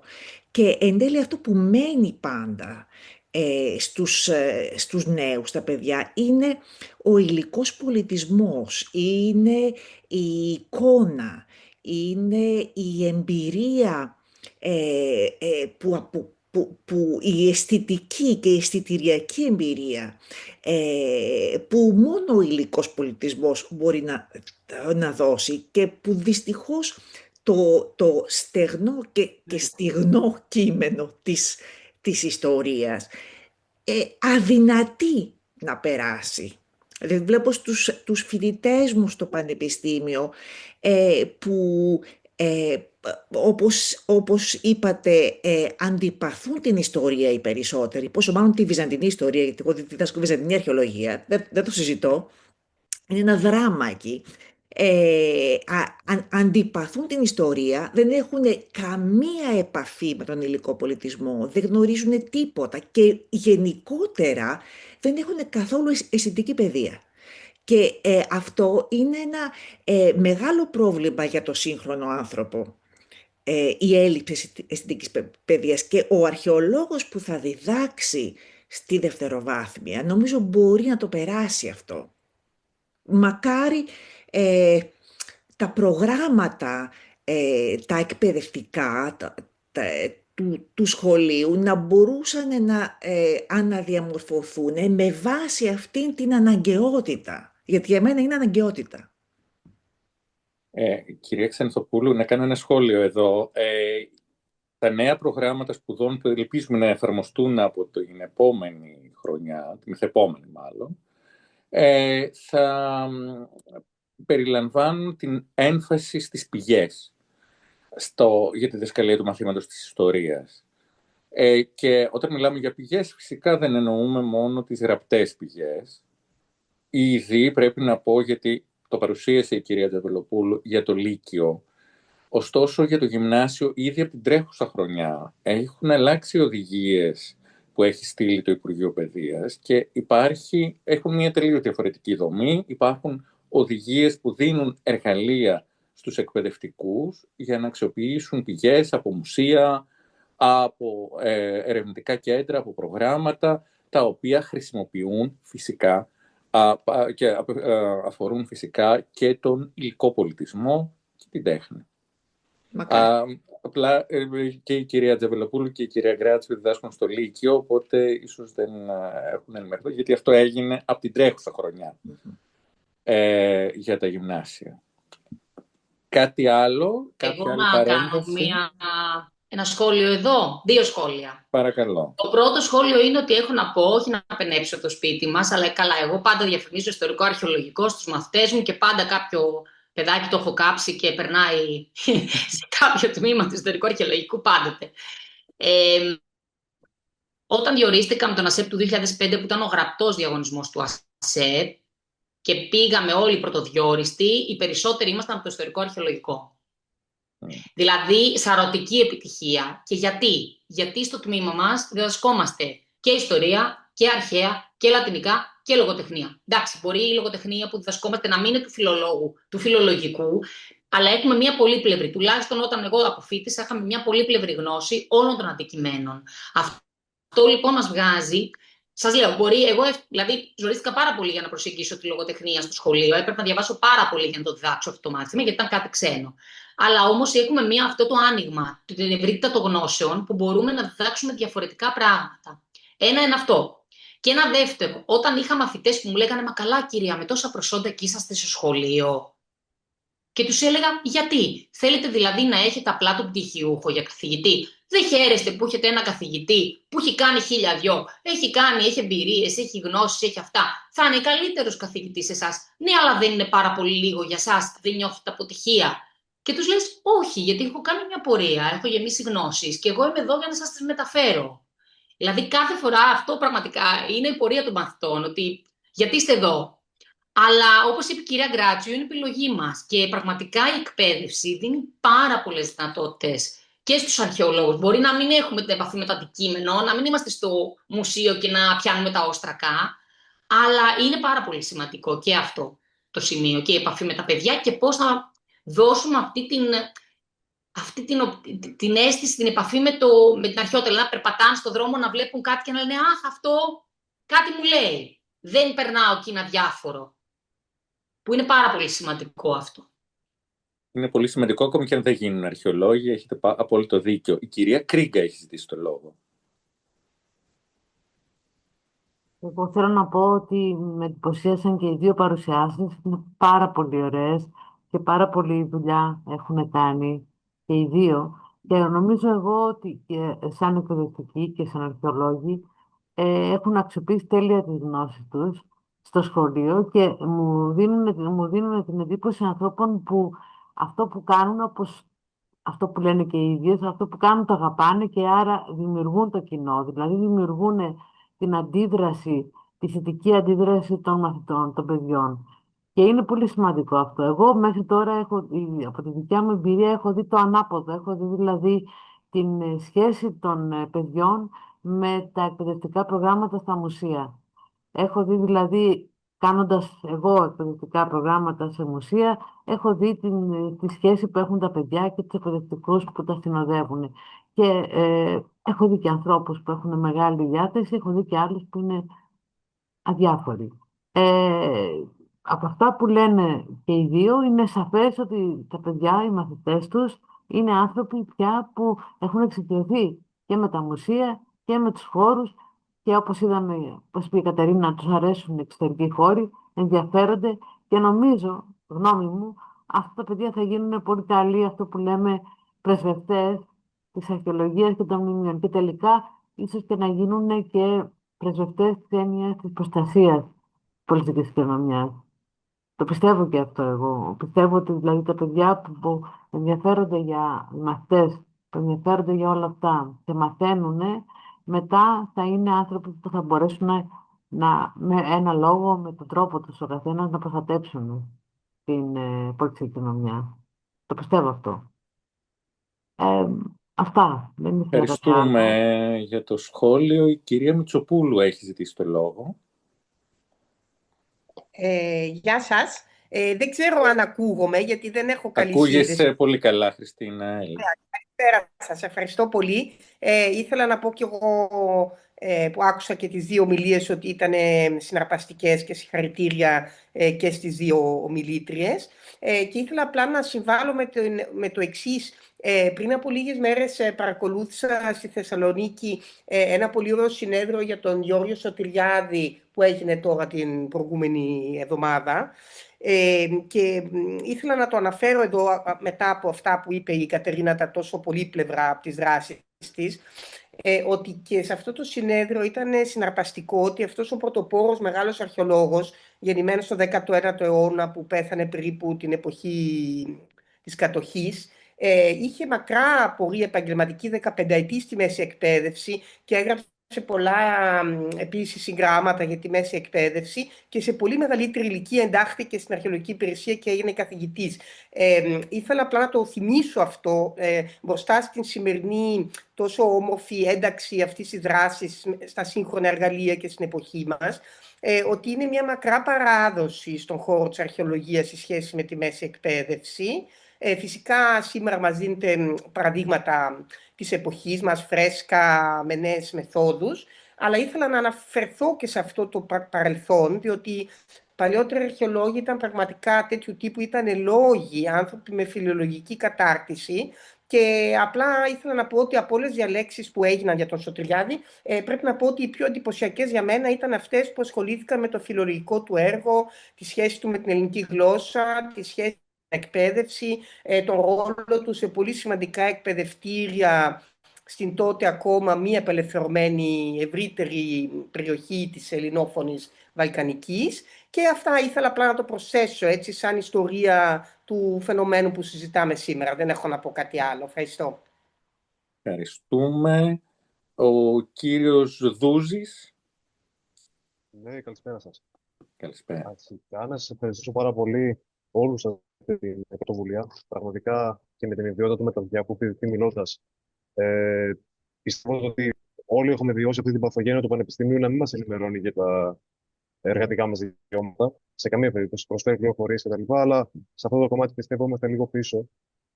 Και πιστεύω ότι σας πάρα πολύ συνάδελφοι. Μ' άρεσαν πάρα πολύ οι παρουσιάσεις σας. Τις βρήκα όλες πάρα πολύ ενδιαφέρουσες. Θα ήθελα να ρωτήσω γενικότερα, όχι κάποια συγκεκριμένα. Επειδή άκουσα κυρίως ότι τα προγράμματα αυτά αφορούν πρότυπα λύκεια, γυμνάσια, σε ένα απλό γενικό λύκειο, που φαντάζομαι πολλοί αρχαιολόγοι θα ήθελαν να βρουν μια θέση εργασίας εκεί. Τι περιθώρια πρωτοβουλίας για έναν αρχαιολόγο να δημιουργήσει τέτοιου προγράμματα υπάρχει? Είναι διαφορετικά σε σχέση με τα. Ναι, συγγνώμη. Ναι, δεν ξέρω. Μπορώ να απαντήσω κι εγώ, αλλά μήπως θέλει η κυρία Γκράτσιου ή η κυρία Τζαβελοπούλου? Ναι.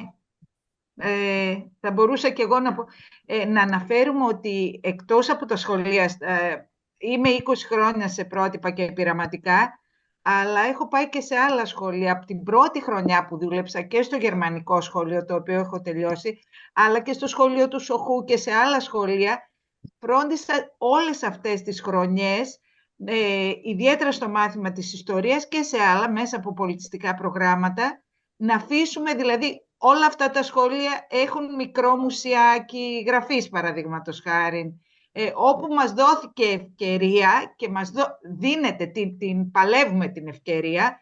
Υπάρχουν διάφορα εκπαιδευτικά προγράμματα ή φτιάχνουμε εμείς εκπαιδευτικά προγράμματα και παλεύουμε παρά τον περιορισμό, το γεγονός ότι τρίτη φορά διδάσκονται αρχαία ιστορία, παραδείγματος χάρη, και παρά τον περιορισμό της Τράπεζας Θεμάτων, που επίσης είναι μέγενη, με τη βοήθεια των PowerPoint, των προγραμμάτων των επιπλέον και με τον εμπλουτισμό από προγράμματα που κάνουμε προηγούμενες χρονιές, ας πούμε, μεταξύ των άλλων θα αναφέρω και τις πρώτες πηγές για τον Αλέξανδρο, οπότε μαθαίνουν για τον Μέγα Αλέξανδρο, μαθαίνουν τα παιδιά και να αξιολογούν πηγές και τα λοιπά. Αλλά αυτά με τρόπο που πρέπει εμείς να έχουμε εμπειρία για να βγάλουμε την ύλη από τη μία μεριά και να εντάξουμε και αυτά τα επιπλέον που είναι αυτά που τους μένουν στο μυαλό τελικά. Αυτό. Ευχαριστώ. Να εξηγήσουμε λίγο, πριν δώσω το λόγο και στην κυρία Τζαβελοπούλου να απαντήσει και εκείνη, να εξηγήσουμε λίγο, γιατί ανέφερε τα πολιτιστικά προγράμματα. Αυτό είναι ένας θεσμός στην εκπαίδευση, οπότε τα σχολεία, οι εκπαιδευτικοί μπορούν με δική τους πρωτοβουλία να πονήσουν κάποιο πολιτιστικό ή περιβαλλοντικό πρόγραμμα. Αντίστοιχα, με τη συμμετοχή κάποιων μαθητών, το οποίο γίνεται εκτός του ωραρίου, βέβαια, του διδακτικού. Κυρία Τζαβελοπούλου. Αυτό ήθελα να πω, με προλάβατε. Δηλαδή, η μόνη διαφορά στα πρότυπα πειραματικά είναι οι όμιλοι. Οι όμιλοι όμως και αυτοί είναι εκτός ωραρίου. Μόνο στα ονάσια έχουν ενταχθεί εντός ωραρίου, αλλά το ωράριο τους πήγε μέχρι τις 4 η ώρα το μεσημέρι. Οπότε εκεί θεωρείται ότι είναι εντός-εκτός. Υποχρεωτικά εντός. Εμείς το έχουμε εκτός ωραρίου, επομένως τα πολιτιστικά τα κάνει οποιοδήποτε σχολείο. Αν εσύ είσαι σε ένα σχολείο και θες... Και τους ομίλους πλέον, συγγνώμη που σας διακόπτω. Και τους ομίλους, βεβαίως. Ναι, τώρα δηλαδή, όμιλοι μπορούν να οργανώνονται πλέον σε όλα τα σχολεία και δίνεται κάποιο κίνητρο στους εκπαιδευτικούς, κάποια μόρια τα οποία μπορούν να μετρήσουν μετά στην αξιολόγησή τους, στην εξέλιξή τους κτλ. Αλλά εγώ ούτως ή άλλως είμαι μόνο 5 χρόνια. Είμαι έκτος χρόνος, νομίζω, στο πρότυπο που είμαι. Πιο πριν ήμουνα στα απλά σχολεία, τα δημόσια όλη της Ελλάδας. Επομένως, όλα εφαρμόζονται όπου θέλουμε και με λίγη προσπάθεια, βέβαια. Και πρέπει να τους εξοικειώσεις κιόλας. Σιγά-σιγά χτίζεις την εμπιστοσύνη. Δεν πας πρώτη μέρα να τους πεις πάμε να κάνουμε αρχαιολογία, θα σου πούν τι βλακίες μας λες. Θέλει σιγά-σιγά μέσα από την εμπειρία να σε συμπαθήσουν, να το δουλέψεις λίγο-λίγο και ξαφνικά το τέλος θα τους το παρουσιάσεις κατά την άνοιξη, που πλέον έχεις χτίσει τη σχέση με την τάξη και την επαφή με το τμήμα. Και αν σε πάει το τμήμα, αν δεις ότι τραβά. Αυτό, ναι, γιατί πραγματικά δεν ξέρω και κατά πόσο τα συγκεκριμένα παιδιά έχουν τέτοιου είδους, ας πούμε, ανάγκες ή τέτοιου είδους βιώματα για να ασχοληθούν με την αρχαιολογία. Γιατί πολλές φορές από διάφορους άλλους συναδέλφους έχω ακούσει ότι έχουν προσπαθήσει κάποια πράγματα στο δημόσιο, στο ΓΕΛ, ας πούμε, στη Λύκεια, συνήθως βρίσκουν ένα τείχο μπροστά τους και δεν μπορούν να υλοποιήσουν. Οπότε, πώς διαχειρίζεται κανείς μια τέτοια κατάσταση, είπατε, με προσπάθεια και για να κερδίσουμε την εμπιστοσύνη ουσιαστικά. Εγώ πάντως έχω να πω ότι στο παλιό μου σχολείο που δεν κάναμε πολιτιστικά προγράμματα, όταν ανέλαβα να τους κάνω βιβλιοθήκη και το ένταξα σε πολιτιστικό, μάζεψα 30 παιδιά, τα οποία καθόντουσαν πάρα του ωραρίου να στήσουμε βιβλιοθήκη στο σχολείο. Δηλαδή, τα παιδιά στα σχολεία που δεν κάνουν δράσεις είναι διψασμένα για δράσεις. Και μπορεί εκεί να υπάρξει μεγαλύτερη συμμετοχή από ένα πρότυπο που είναι πιο χορτάτα. Γιατί έχουν κάνει πράγματα, έχουν δει και δεν θέλουν να κάνουν πολλά. Ναι, καταλαβαίνω. Οπωσδήποτε το σχολίασε, νομίζω, η κυρία Γκράτσιου νωρίτερα. Θέλει κάτι να πει η κυρία Γκράτσιου. Ναι. Παρακαλώ. Υπάρχει δυνατότητα. Επειδή άκουσα για τη βιβλιοθήκη και ενθουσιάστηκα, ήθελα να αναφέρω ότι και εμείς ξεκινήσαμε κυριολεκτικά από το τίποτα και έχουμε συγκεντρώσει 4.000 βιβλία στο σχολείο, χωρίς δαπάνη ούτε ενός ευρώ, μεταξύ των οποίων και μεγάλο αριθμό αρχαιολογικών βιβλίων, τα οποία, και τέχνης, τα οποία χρησιμοποιούμε και στο πλαίσιο του μαθήματος. Δηλαδή, τους μαθαίνουμε, τους μαθητές, δηλαδή σιγά-σιγά, και επίσης δεν υπάρχει κανένα μάθημα εικαστικών στο Λύκειο. Και αυτό που... δηλαδή, ερχόμαστε να καλύψουμε ένα κενό. Παιδιά που ζωγραφίζουν, παιδιά που ενδιαφέρονται γενικά για την τέχνη, μπορούν να ενδιαφερθούν. Γιατί το ψηφιδωτό δεν απαιτεί να είναι ζωγράφοι αυτοί που θα ασχοληθούν με αυτά. Οπότε, σιγά-σιγά χτίζουμε και αυτή τη στιγμή είναι τα τωρινά μέλη που κάνουν προπαγάνδα στα παιδιά του γυμνασίου.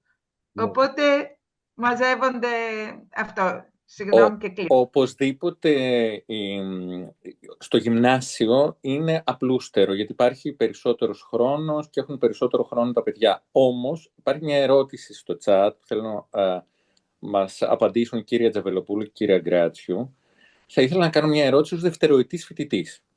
Μετά την απόκτηση του πτυχίου ή ακόμη και σε προπτυχιακό επίπεδο, ποιες κινήσεις θεωρείτε πιο ουσιαστικές για να αρχίσει κανείς να χτίσει ένα ανταγωνιστικό βιογραφικό στον χώρο της αρχαιολογίας αλλά και της φιλολογίας? Υποθέτω εδώ εννοεί της δευτεροβάθμιας εκπαίδευσης. Αν ήσασταν σήμερα στο τέλος των σπουδών σας, ποιες επιλογές ή βήματα θα κάνετε από νωρίς για να διαμορφώσετε ένα ισχυρό βιογραφικό στον κλάδο? Θέλετε να απαντήσετε? Θέλω λίγο να προσθέσω. Έκανε νωρίτερα η κυρία Κρίγκα ένα σχόλιο για τα εκπαιδευτικά προγράμματα σε μουσεία και αρχαιολογικούς χώρους.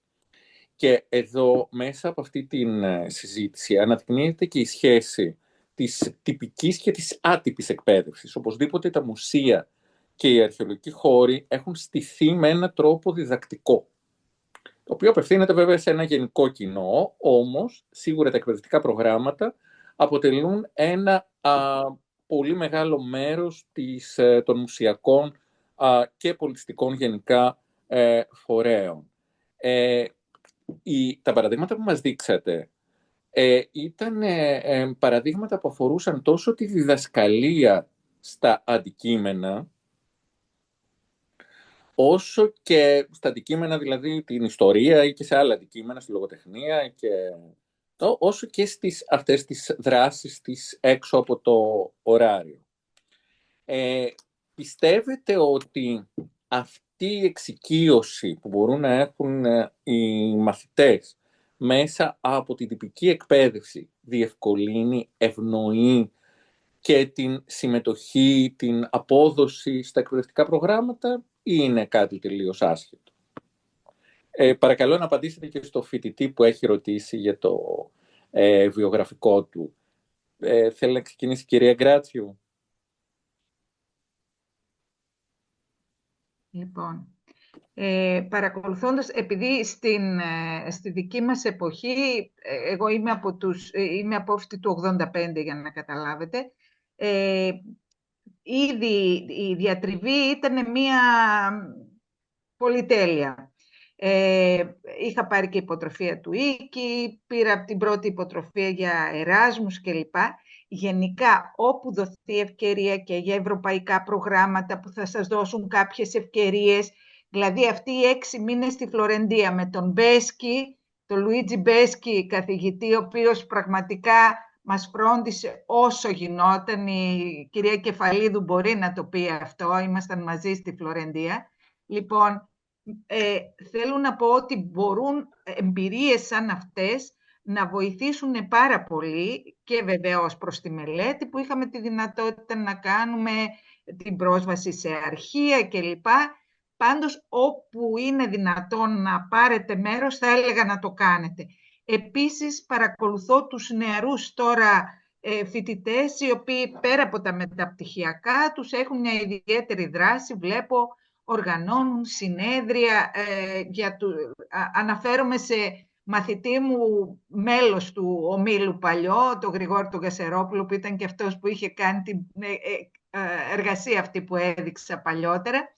Πραγματικά πολυσχηδής η δράση και έντονοι ετοιμάζουν τώρα ένα χαριστήριο τόμο οι φοιτητές για τη Σεμέλη Πινιάτογλου. Θέλω να πω ότι υπάρχουν περισσότερο, όχι απαραίτητα για να χτίσει κανείς βιογραφικό, πάντως δράσεις οι οποίες έχουν ουσία και ίσως μοριοδοτηθούν κιόλας στη συνέχεια. Ευχαριστώ. Κυρία Τζαβελοπούλου. Ναι, και εγώ συμφωνώ με αυτό που είπε η κυρία Γκράτσιου. Θα το πω και εγώ έτσι. Τώρα θα μου πει ο φοιτητής, εσύ είσαι τακτοποιημένη, έχεις τη δουλειά σου κτλ. Εγώ δεν ξεκίνησα να μαζεύω μόρια για κάποιο, ας πούμε, για κάποια επαγγελματική αποκατάσταση, γιατί ξεκίνησα ως αρχαιολόγος και βρέθηκα ως εκπαιδευτικός. Όμως, ό,τι ευκαιρία μου δινόταν την εκμεταλλευόμουν. Δηλαδή, είχα πάντα τις κεραίες ανοιχτές στο πανεπιστήμιο. Ό,τι συνέδριο γινόταν έτρεχα. Παρακολουθούσα από το πρωί μέχρι το βράδυ. Ό,τι δραστηριότητα γινόταν πήγαινα. Παράλληλα, δίδασκα, έκανα ιδιαίτερα και σε φροντιστήριο, παράλληλα με τις σπουδές. Οπότε, ξεκίνησα και στην εκπαίδευση μαζί με την αρχαιολογία. Πήγα κι εγώ Εράσμους Βερολίνο, 6 μήνες, καταπληκτική εμπειρία. Δηλαδή δεν άφησα κάτι ανεκμετάλλευτο. Δεν ήξερα που θα με βγάλει ο δρόμος, γιατί πραγματικά η εποχή μας είναι τόσο μεταβλητή που δεν μπορείς να ξέρεις σε τι δουλειά θα βρεθείς. Και γι' αυτό και αυτή η συζήτηση που γίνεται σήμερα και τις υπόλοιπες Δευτέρες, αυτό θα μας δείξει ότι δεν ξεκινάμε να σπουδάσουμε αρχαιολογία και θα γίνουμε αρχαιολόγοι της υπηρεσίας. Ξεκινάμε να σπουδάσουμε κάτι και δεν ξέρουμε πού θα μας βρει, πού θα μας βγει, και επίσης, έτσι όπως είναι και όλα ευμετάβλητα, δεν κάνει κανένας με σε ένα επάγγελμα που θα το κάνεις όλη στη ζωή. Δηλαδή, τώρα κάνεις κάτι, μετά μπορεί να κάνεις κάτι άλλο. Επομένως, πρέπει να μαζεύετε εμπειρίες, να μαζεύετε γνώσεις, να κάνετε πράγματα που σας αρέσουν, να ανοίγετε πολύ τα πεδία και κάποια στιγμή σε αυτή την πορεία θα βρεθεί κάτι. Δεν μαζεύουμε εξ επιτούτου τα μόρια, γιατί δεν ξέρεις κι αν θα σου... Να ρωτήσω εγώ κάτι σε σχέση και με το σχόλιο που έκανα νωρίτερα. Πιστεύετε ότι ένας εθελοντισμός, ας πούμε, σε εκπαιδευτικά προγράμματα, όπου κυρίως αυτό προσφέρεται σε ιδιωτικά μουσεία ή ιδιωτικούς οργανισμούς, θα ήταν μια εμπειρία που θα εμπλούτιζε το βιογραφικό ενός νέου ανθρώπου τόσο στην προοπτική του να δουλέψει ως αρχαιολόγος, όσο και στην προοπτική της εργασίας στην εκπαίδευση? Εγώ να ξεκινήσω, μιας και είχα το λόγο, ότι εμείς μια ζωή εθελοντικά δουλεύαμε. Εγώ δηλαδή δεν έχω πληρωθεί ποτέ μου. Πληρωνόμουν από την εκπαίδευση και πήγαινα και τα χάλαγα στην αρχαιολογία. Δεν πληρώθηκα ποτέ από την αρχαιολογία, γιατί πάντα δούλευα με το πανεπιστήμιο ως φοιτήτρια, ως μεταπτυχιακή και διδακτορική, δηλαδή δεν πήρα τίποτα. Οπότε δεν το βλέπω. Αυτό είναι, το καταλαβαίνω ότι είναι σήμερα έτσι όπως είναι τα πράγματα, αλλά εμείς δουλεύαμε μόνο εθελοντικά, δηλαδή ατελείωτες ώρες εθελοντισμού. Να στήσουμε εκθέσεις, να στήσουμε μουσεία. Και στη Σκόπελο που πηγαίνω λόγω του συζύγου, είμαι στο κέντρο μελετών, έχω δουλέψει απλήρωτη να ανοίξουμε το Μουσείο Νιρβάνα, έχω κάνει ξενάγηση σε ανθρώπους που έρχονται το καλοκαίρι και τους λέω για την ιστορία του νησιού. Δηλαδή, είναι μεγάλη εμπειρία αυτό, γιατί έτσι ακριβώς και θα κάνεις τις γνωριμίες που μπορεί να τις θες, αλλά και θα βρεθείς στο χώρο. Και όσο είσαι μέσα στο χώρο, σου έρχονται και οι γνωριμίες, σου ανοίγουν και οι δρόμοι. Όσο είσαι σπίτι σου, δεν θα σου βρεθούν δρόμοι μπροστά σου. Αυτή είναι η γνώμη μου. Ευχαριστούμε. Κυρία Γκράτσου, θέλετε να προσθέσετε κάτι σε αυτό? Δύο λόγια, βέβαια, με την ιστορία του εθελοντισμού, κάποια εποχή που είχε φουντώσει πολλή ιστορία, είχαμε μαθητές που ζητούσαν βεβαίωση για το παραμικρό, γίνονταν συνέδρια κλπ. Και τα παιδιά έπαιρναν μέρος εθελοντικά, όχι στο δικό μου όμιλο, αλλά είναι αλήθεια ότι είχε παραγίνει κάπως αυτό.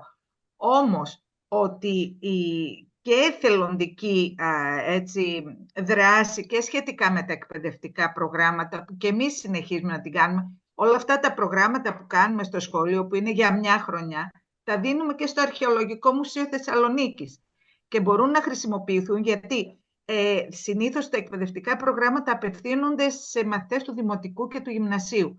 Δεν υπάρχουν για το Λύκειο, οπότε προσαρμόζουμε εμείς ή φτιάχνουμε καινούρια και τα μοιραζόμαστε, και νομίζω ότι είναι ωραίο αυτό. Ή φτιάχνουμε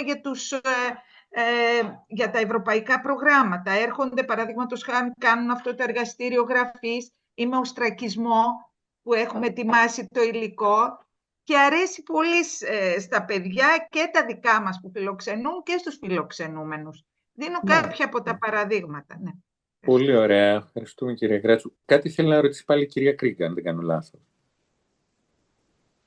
Εγώ θέλω να πω καταρχάς ότι για το που ανέφερε νωρίτερα για τα εκπαιδευτικά προγράμματα σε μουσεία, δεν είναι μόνο τα ιδιωτικά μουσεία που έχουν εκπαιδευτικά προγράμματα, έχουν και τα δημόσια μουσεία, πολλά προγράμματα. Εγώ, ας πούμε, έχω δουλέψει 3 χρόνια παλαιότερα εθελοντικά στο Νομισματικό Μουσείο. Ξέρω ότι υπάρχει αυτή τη στιγμή, κάνουν εκπαιδευτικά προγράμματα, έχουν και το Εθνικό Αρχαιολογικό και το τμήμα εκθέσεων που έχει τα... Υπάρχει ένα ζήτημα με την ασφάλιση και γι' αυτό είναι κάπως πιο περίπλοκο στα δημόσια μουσεία αυτό το θέμα. Δεν δουλεύουν, δεν έχει να κάνει με την έννοια του... Δεν θα σε πάρουν εθελοντικά στο Αρχαιολογικό Μουσείο, το Εθνικό, αλλά παλαιότερα σε έπαιρναν. Τώρα τα πράγματα είναι πιο δύσκολα. Αλλά παρόλα αυτά υπάρχει πάντα η δυνατότητα να μπορέσει να δουλέψει εθελοντικά σε εκπαιδευτικά προγράμματα. Ίσως όχι σε σταθερή βάση. Και ίσως μπορεί να το κάνει στο πλαίσιο πρακτικής. Στο πλαίσιο πρακτικής Το γίνεται. πλαίσιο πρακτικής γίνεται μέσω του γίνεται. Άτλαντα και είναι Ναι. κάτι το οποίο Γιατί χρησιμοποιούν και τα αμείβεσαι. πανεπιστήμια και Ναι. τα μουσεία. Ναι. Επίσης να πω, αν μου επιτρέπετε, εγώ θα έλεγα θα έδινα μια συμβουλή από τη δικιά μου την οπτική γωνία που αναφέρατε και πριν, ότι δεν είναι μόνο τα μόρια. Εγώ θα έλεγα ότι ειδικά για τα μόρια και γενικά για την ενίσχυση βιογραφικού, για μένα πρέπει να αυξάνει ο άνθρωπος τις δεξιότητές του. Είτε αυτό σημαίνει υπολογιστές, είτε σημαίνει γλώσσες, είτε σημαίνει περισσότερη κατάρτιση. Είτε σημαίνει σεμινάρια, είτε σημαίνει επιμόρφωση, είτε οτιδήποτε άλλο μπορεί να κάνει. Δεν θα σου έρθει μόνο του κάτι, πρέπει εσύ να το κυνηγήσεις. Και για να το κυνηγήσεις πρέπει να έχεις δεξιότητες. Έτσι νομίζω εγώ. Να πω, Διονύση, ότι είναι η κυρία Πετρά, έχει γράψει στο chat. Ναι, το έχω δει, αλλά Ναι. δεν ξέρω αν έχουμε τελειώσει ακόμα με τη Δεν συζήτηση. ξέρω, ναι. Εγώ το αναφέρω απλώς. Το έχω δει. Ναι. Υπάρχει κάποια άλλη παρέμβαση, ερώτηση? Μήπως θέλουν η κυρία Τζαβελοπούλου και η κυρία Γκράτσιου να κάνουν έτσι ένα κλείσιμο σε όσα ακούστηκαν και να καταλήξουν σε ένα συμπέρασμα, ίσως. Κύριε Γκράτσιου, δύο λόγια. Δύο λόγια.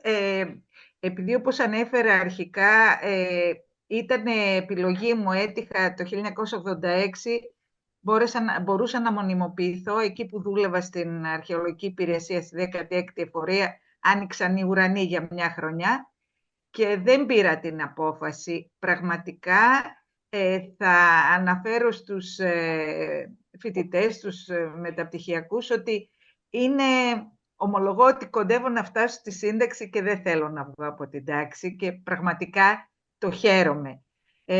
Ελπίζω να φτάσετε στο σημείο να το χαρείτε κι εσείς, να μπορέσετε να αποκτήσετε όλα αυτά, γιατί πραγματικά δυσκολεύουν τα πράγματα. Η μονιμότητα είναι πολύ πιο δύσκολη σήμερα, σίγουρα ζήσαμε καλύτερες εποχές. Πάντως, αν το παλέψετε, πιστεύω ότι θα τα καταφέρετε και βλέπετε ότι μέσα και από αυτές τις ιστορίες και τα εκπαιδευτικά προγράμματα που αναφέρατε, μέσα από αυτό ξεκινήσαμε και εμείς τα ψηφιδωτά.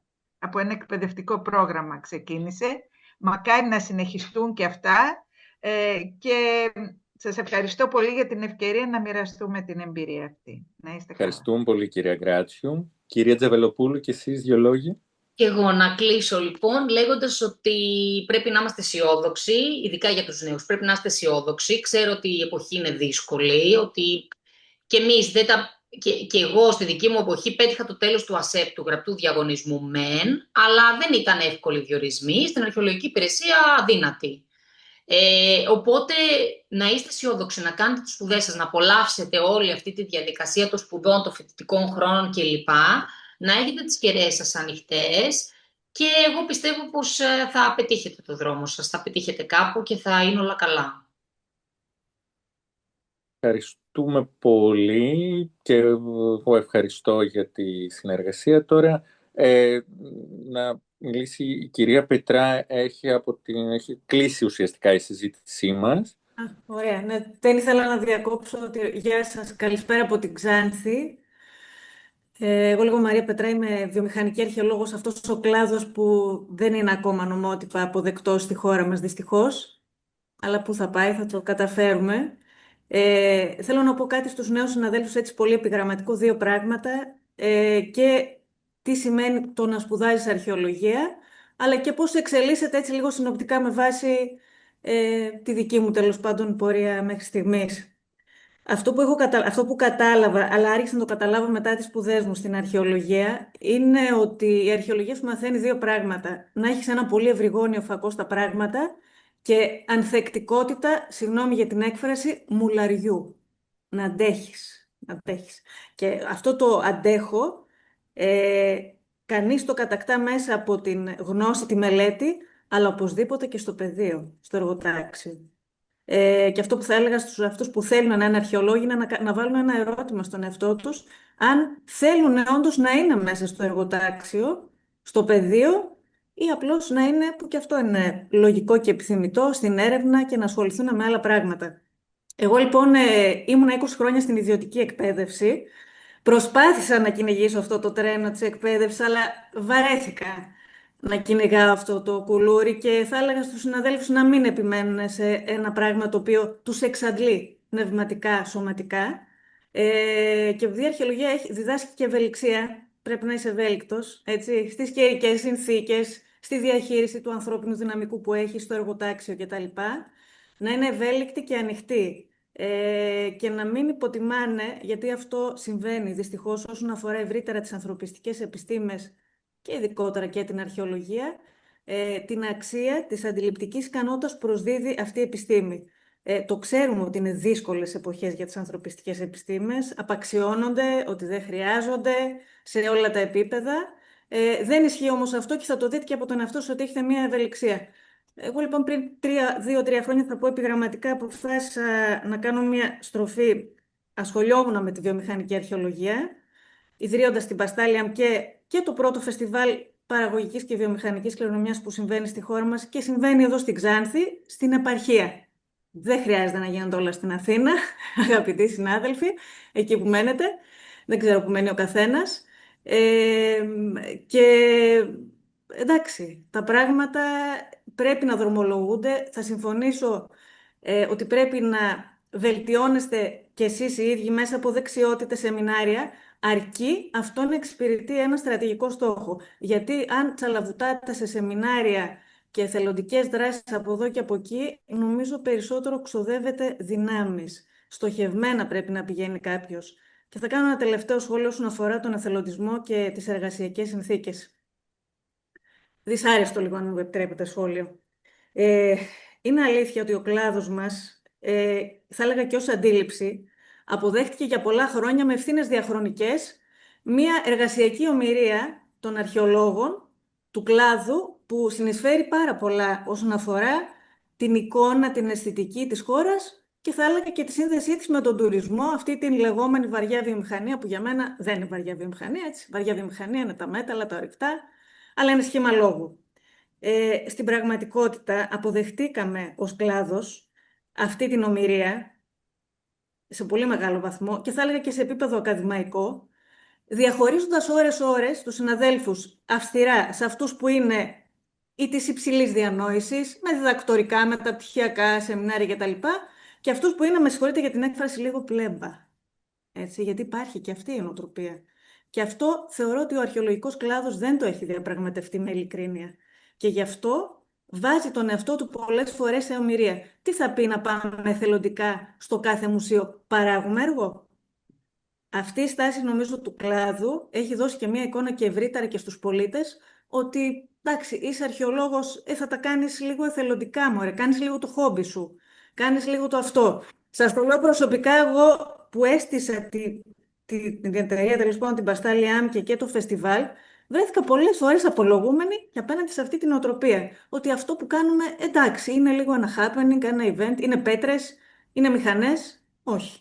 Θα πρέπει να είστε πάντα πολύ ξεκάθαροι ότι η δουλειά σας προκύπτει μέσα από τις σπουδές σας και μέσα από τις εργατόρες που δουλεύετε. Αυτό έχω να πω στους νεότερους συναδέλφους. Ευχαριστώ πολύ και καλή συνέχεια στο πολύ σπουδαίο έργο που κάνετε. Εγώ δεν ήξερα την Ένωση Αρχαιολόγων Ελλάδος. Να είστε καλά. Τώρα, νομίζω ότι έχει ολοκληρωθεί η δικιά μου, ο δικός μου ρόλος, η κυρία Γερούς, η κύριος Καβαλάς. Όχι, θα τελειώσει. Ναι, μου δίνεις το λόγο. Θα τελειώσει Παρακαλώ. ο Γιώργος ο Γαβαλάς, έχουμε πει, έτσι, να κάνει μια σύνοψη. Απλώς νομίζω ότι ήταν πολύ ενδιαφέροντα και όλα αυτά που είπε η κυρία Πετρά, αλλά δεν νομίζω ότι η εθελοντική δράση, όπως την έθεσαν οι δύο συνάδελφοι, ήταν ακριβώς αυτό που είπε η κυρία Πετρά. Είναι μια άλλη εθελοντική δράση, άλλωστε οι περισσότεροι αρχαιολόγοι πλέον, συμβασιούχοι, καινούργοι κλπ. Δουλεύουν κανονικά μέσα από προγράμματα. Δεν νομίζω ότι υπάρχει τόσο μεγάλη ε, ενώ απλήρωτη εργασία εθελοντική πλέον στην αρχαιολογία όπως την ξέρουν, έτσι, τουλάχιστον αυτή που γίνεται από το Υπουργείο Πολιτισμού ή από τα πανεπιστήμια. Αυτό ήταν μια μικρή παρέμβαση. Σωστά. Άλλωστε εδώ η ερώτηση ήταν για το πώς χτίζει κανείς ένα βιογραφικό όταν είναι φοιτητής. Ναι, ναι. Οπότε να μας μιλήσει ο Γιώργος. Παρακαλώ, κύριε Γαβαλά. Σας ευχαριστώ πολύ. Θέλω να ευχαριστήσω ιδιαιτέρως και τις δύο κυρίες, και την κυρία Βασιλική Γράτσου, την οποία πρώτη φορά γνωρίζω, και βεβαίως την Κατερίνα Τζαβιλοπούλου, την οποία την γνωρίζω πολλά χρόνια, για τις εξαιρετικές δράσεις που μας έδειξαν και που δείχνουν πώς μπορεί ένας εκπαιδευτικός να κάνει πραγματική διάχυση της αρχαιολογίας σε ένα ευρύτερο κοινό και να προσπαθήσει να δημιουργήσει δεσμούς και να ενδυναμώσει την έννοια της μάθησης, της ευρύτερης μάθησης που οι ανθρωπιστικές σπουδές μπορούν να δώσουν σε μια ολότητα. Ιδιαιτέρως θέλω να μείνω σε αυτό που έκανε η Κατερίνα στη Σκόπελο, το ότι υπήρχαν αρχαία μνημεία τα οποία τα έβλεπαν καθημερινά ο κόσμος περνώντας στο λιμάνι, και που η Κατερίνα κατάφερε με έναν τρόπο να τα κάνει ενδιαφέροντα. Δεν ήταν απλές πέτρες μέσα σε ένα σκουπιδαριό κλεισμένες πίσω από τα κάγκελα, αλλά ένας αρχαιολογικός χώρος για τον οποίο έπρεπε να είναι περήφανοι τα παιδιά επειδή ήταν από τον τόπο τους. Θεωρώ ότι αυτή η δράση των εκπαιδευτικών στις μικρότερες πόλεις και στους μικρότερους τόπους είναι πάρα πολύ σημαντική, γιατί βοηθούν όχι μόνο τους μαθητές αλλά και όλη την εκπαιδευτική κοινότητα να αρχίσει να ανακαλύπτει μια ταυτότητα του τόπου, την οποία την έχουμε πολύ ανάγκη. Τουλάχιστον εγώ ως αρχαιολόγος εγώ κατάφερα και έγινα αρχαιολόγος στο Υπουργείο Πολιτισμού και υπηρετώ αυτή τη στιγμή στην Εφορία Αρχαιοτήτων και Κλάδων, και στα δύο νησιά στα οποία είμαι υπεύθυνος, στη Σέριφο και στη Σύφνο, προσπαθώ πάρα πολύ με τους εκπαιδευτικούς να δημιουργήσουμε αντίστοιχα προγράμματα. Βεβαίως, εγώ δεν είχα τη δυνατότητα να φτιάξω ένα εκπαιδευτικό πρόγραμμα από την αρχή μέχρι το τέλος και γι' αυτό ζητάω τη συνδρομή τους. Θεωρώ ότι αν είχα την τύχη να συνεργαστώ με την Κατερίνα ή με την κυρία Γκράτσιου, θα είχα κάνει εξαιρετικά πράγματα. Νομίζω αυτό πρέπει να μας μείνει τελικά, ότι σπουδάζουμε αρχαιολογία, παίρνουμε γνώσεις. Ο εθελοντισμός δεν μπορεί να τελειώσει τώρα που μιλάμε. Βεβαίως όλοι μας εθελοντικά εργαστήκαμε και σε εκπαιδευτικές ανασκαφές και στην υπηρεσία που παρήχαμε εθελοντικό έργο. Θεωρώ πολύ σπουδαίο αυτή η γνώση που έχετε παραγάγει όλα αυτά τα χρόνια, ότι είναι πολύ σημαντικό το ότι μπορείτε και την παραδίδετε την εμπειρία σας στο Αρχαιολογικό Μουσείο Θεσσαλονίκης, όπως μας είπε η κυρία Γκράτσου, και θα καλούσα και οποιοδήποτε άλλον εκπαιδευτικό να συνεργαστεί με τα τοπικά μουσεία και τις τοπικές εφορίες. Χρειαζόμαστε αυτού του τύπου τις συνεργασίες και ίσως θα πρέπει με έναν τρόπο να προσπαθήσουμε να κάνουμε ένα διάλογο πώς μπορούμε καλύτερα να διασυνδεθούμε η εκπαίδευση με τα μουσεία, γιατί κατεξοχήν όσοι στείνουν ένα μουσείο ή κάνουν μια έκθεση προσπαθούν να διδάξουν κάτι ή να ωφεληθούν από την ανταπόκριση των αποδεκτών, τα οποία είναι τα παιδιά ή οποιοδήποτε άνθρωπος που θέλει να έχει μια γνώση και δεν την έχει. Θέλω να σας καλέσω, όσοι είσαστε εκπαιδευτικοί αρχαιολόγοι και παρακολουθήσετε τη σημερινή μας δράση, πραγματικά να κάνετε μία αίτηση και να εγγραφείτε στην Ένωση Αρχαιολόγων ΙΟΣ. Η Ένωσή μας προσπαθεί να ενώσει όλους τους ανθρώπους που έχουν αυτές τις ιδιαίτερες γνώσεις και οι οποίοι πραγματικά έχουν προχωρήσει, και όπως η κυρία Γκράτσου, η κυρία Τζαβελοπούλου έχουν κάνει διατριβές, έχουν γράψει άρθρα, έχουν κάνει ένα σοβαρό εκπαιδευτικό έργο, γιατί είσαστε η δύναμή μας. Θέλουμε να μπορέσουμε να ενώσουμε δυνάμεις για να φωνάξουμε ότι η αρχαιολογία είναι κάτι πολύ ευρύτερο από μόνο την αυστηρά υπηρεσιακή δουλειά σε μια εφορία αρχαιοτήτων, η οποία βεβαίως, όπως πολύ σωστά είπαν και όλοι οι προλαλήσαντες, έχει ένα ευρύτερο πεδίο ανάπτυξης. και να σας ευχαριστήσω. Ελπίζω να μην σας κούρασα. Κυρία Γαβαλά, απλώς να διαβάσω κάποια σχόλια που έκανε η κυρία Κεφαλίδου Ναι. σε σχέση Με με την συγχωρείτε, δεν τα προηγούμενη διάβασα, συζήτηση. βεβαίως. Ναι. Απαγορεύεται πλέον η απλήρωτη εργασία. Όσοι φοιτητές-φοιτήτριες θέλουν μπορούν να συμμετέχουν μέσω του προγράμματος Atlas, που τους δίνει μικρή οικονομική αποζημίωση και θεωρείται μάθημα με 6 πιστωτικές μονάδες για το πτυχίο τους. Είναι αυτό που συζητήσαμε νωρίτερα για το πρόγραμμα Atlas. Η δε συμμετοχή σε πανεπιστημιακές ανασκαφές δεν θεωρείται εργασία, είναι μέρος της εκπαίδευσής τους. Εάν όμως οι ανασκαφές είναι μακριά από το πανεπιστήμιο, από την έδρα του πανεπιστημίου, φροντίζουν οι πανεπιστημιακοί για την δωρεάν διαμονή και διατροφή τους. Ναι, και εδώ να καταθέσουμε ότι και εμείς στις συστηματικές μας έρευνες, η εφορία αρχαιοτήτων καλεί ανθρώπους να μετέχουν και για την εκπαίδευσή τους στα νέα μέσα που χρησιμοποιούμε. Παραδείγματος χάρη, σας λέω, για τη συστηματική ανασκαφή στην Αρκεσίνη, στην Αμοργό, όπου έχουμε και ανθρώπινη προσέλευση μεταπτυχιακών, οι οποίοι περνάνε από συνέντευξη για να έρθουν να λάβουν μέρος στην έρευνα.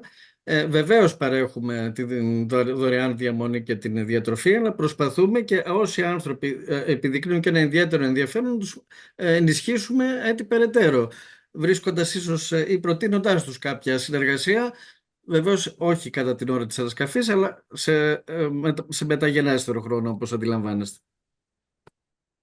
Ωραία. Νομίζω Θα σας να ευχαριστήσουμε και νομίζω ότι πρέπει να κλείσουμε, γιατί πλέον είναι 9 παρά 10. Νομίζω ότι έχουμε καλύψει το 2ωρο. Ευχαριστούμε ιδιαίτερα για την αθρώα συμμετοχή όλου του κόσμου και ευελπιστούμε ότι και οι επόμενες ομιλίες, οι οποίες είναι κάθε Δευτέρα, όπως είδατε, για τις επόμενες 4 Δευτέρες στη σειρά, ότι θα έχουν το ίδιο και μεγαλύτερο ίσως ενδιαφέρον για όλους τους ανθρώπους. Και σας καλούμε και πάλι στην ΙΟ. ευχαριστούμε πολύ, πάρα πολύ όλους που ήρθαν και τις δύο ομιλήτριες που ήταν καταπληκτικές. Ευχαριστούμε και εμείς. Να είστε καλά. Καλή συνέχεια στις εργασίες.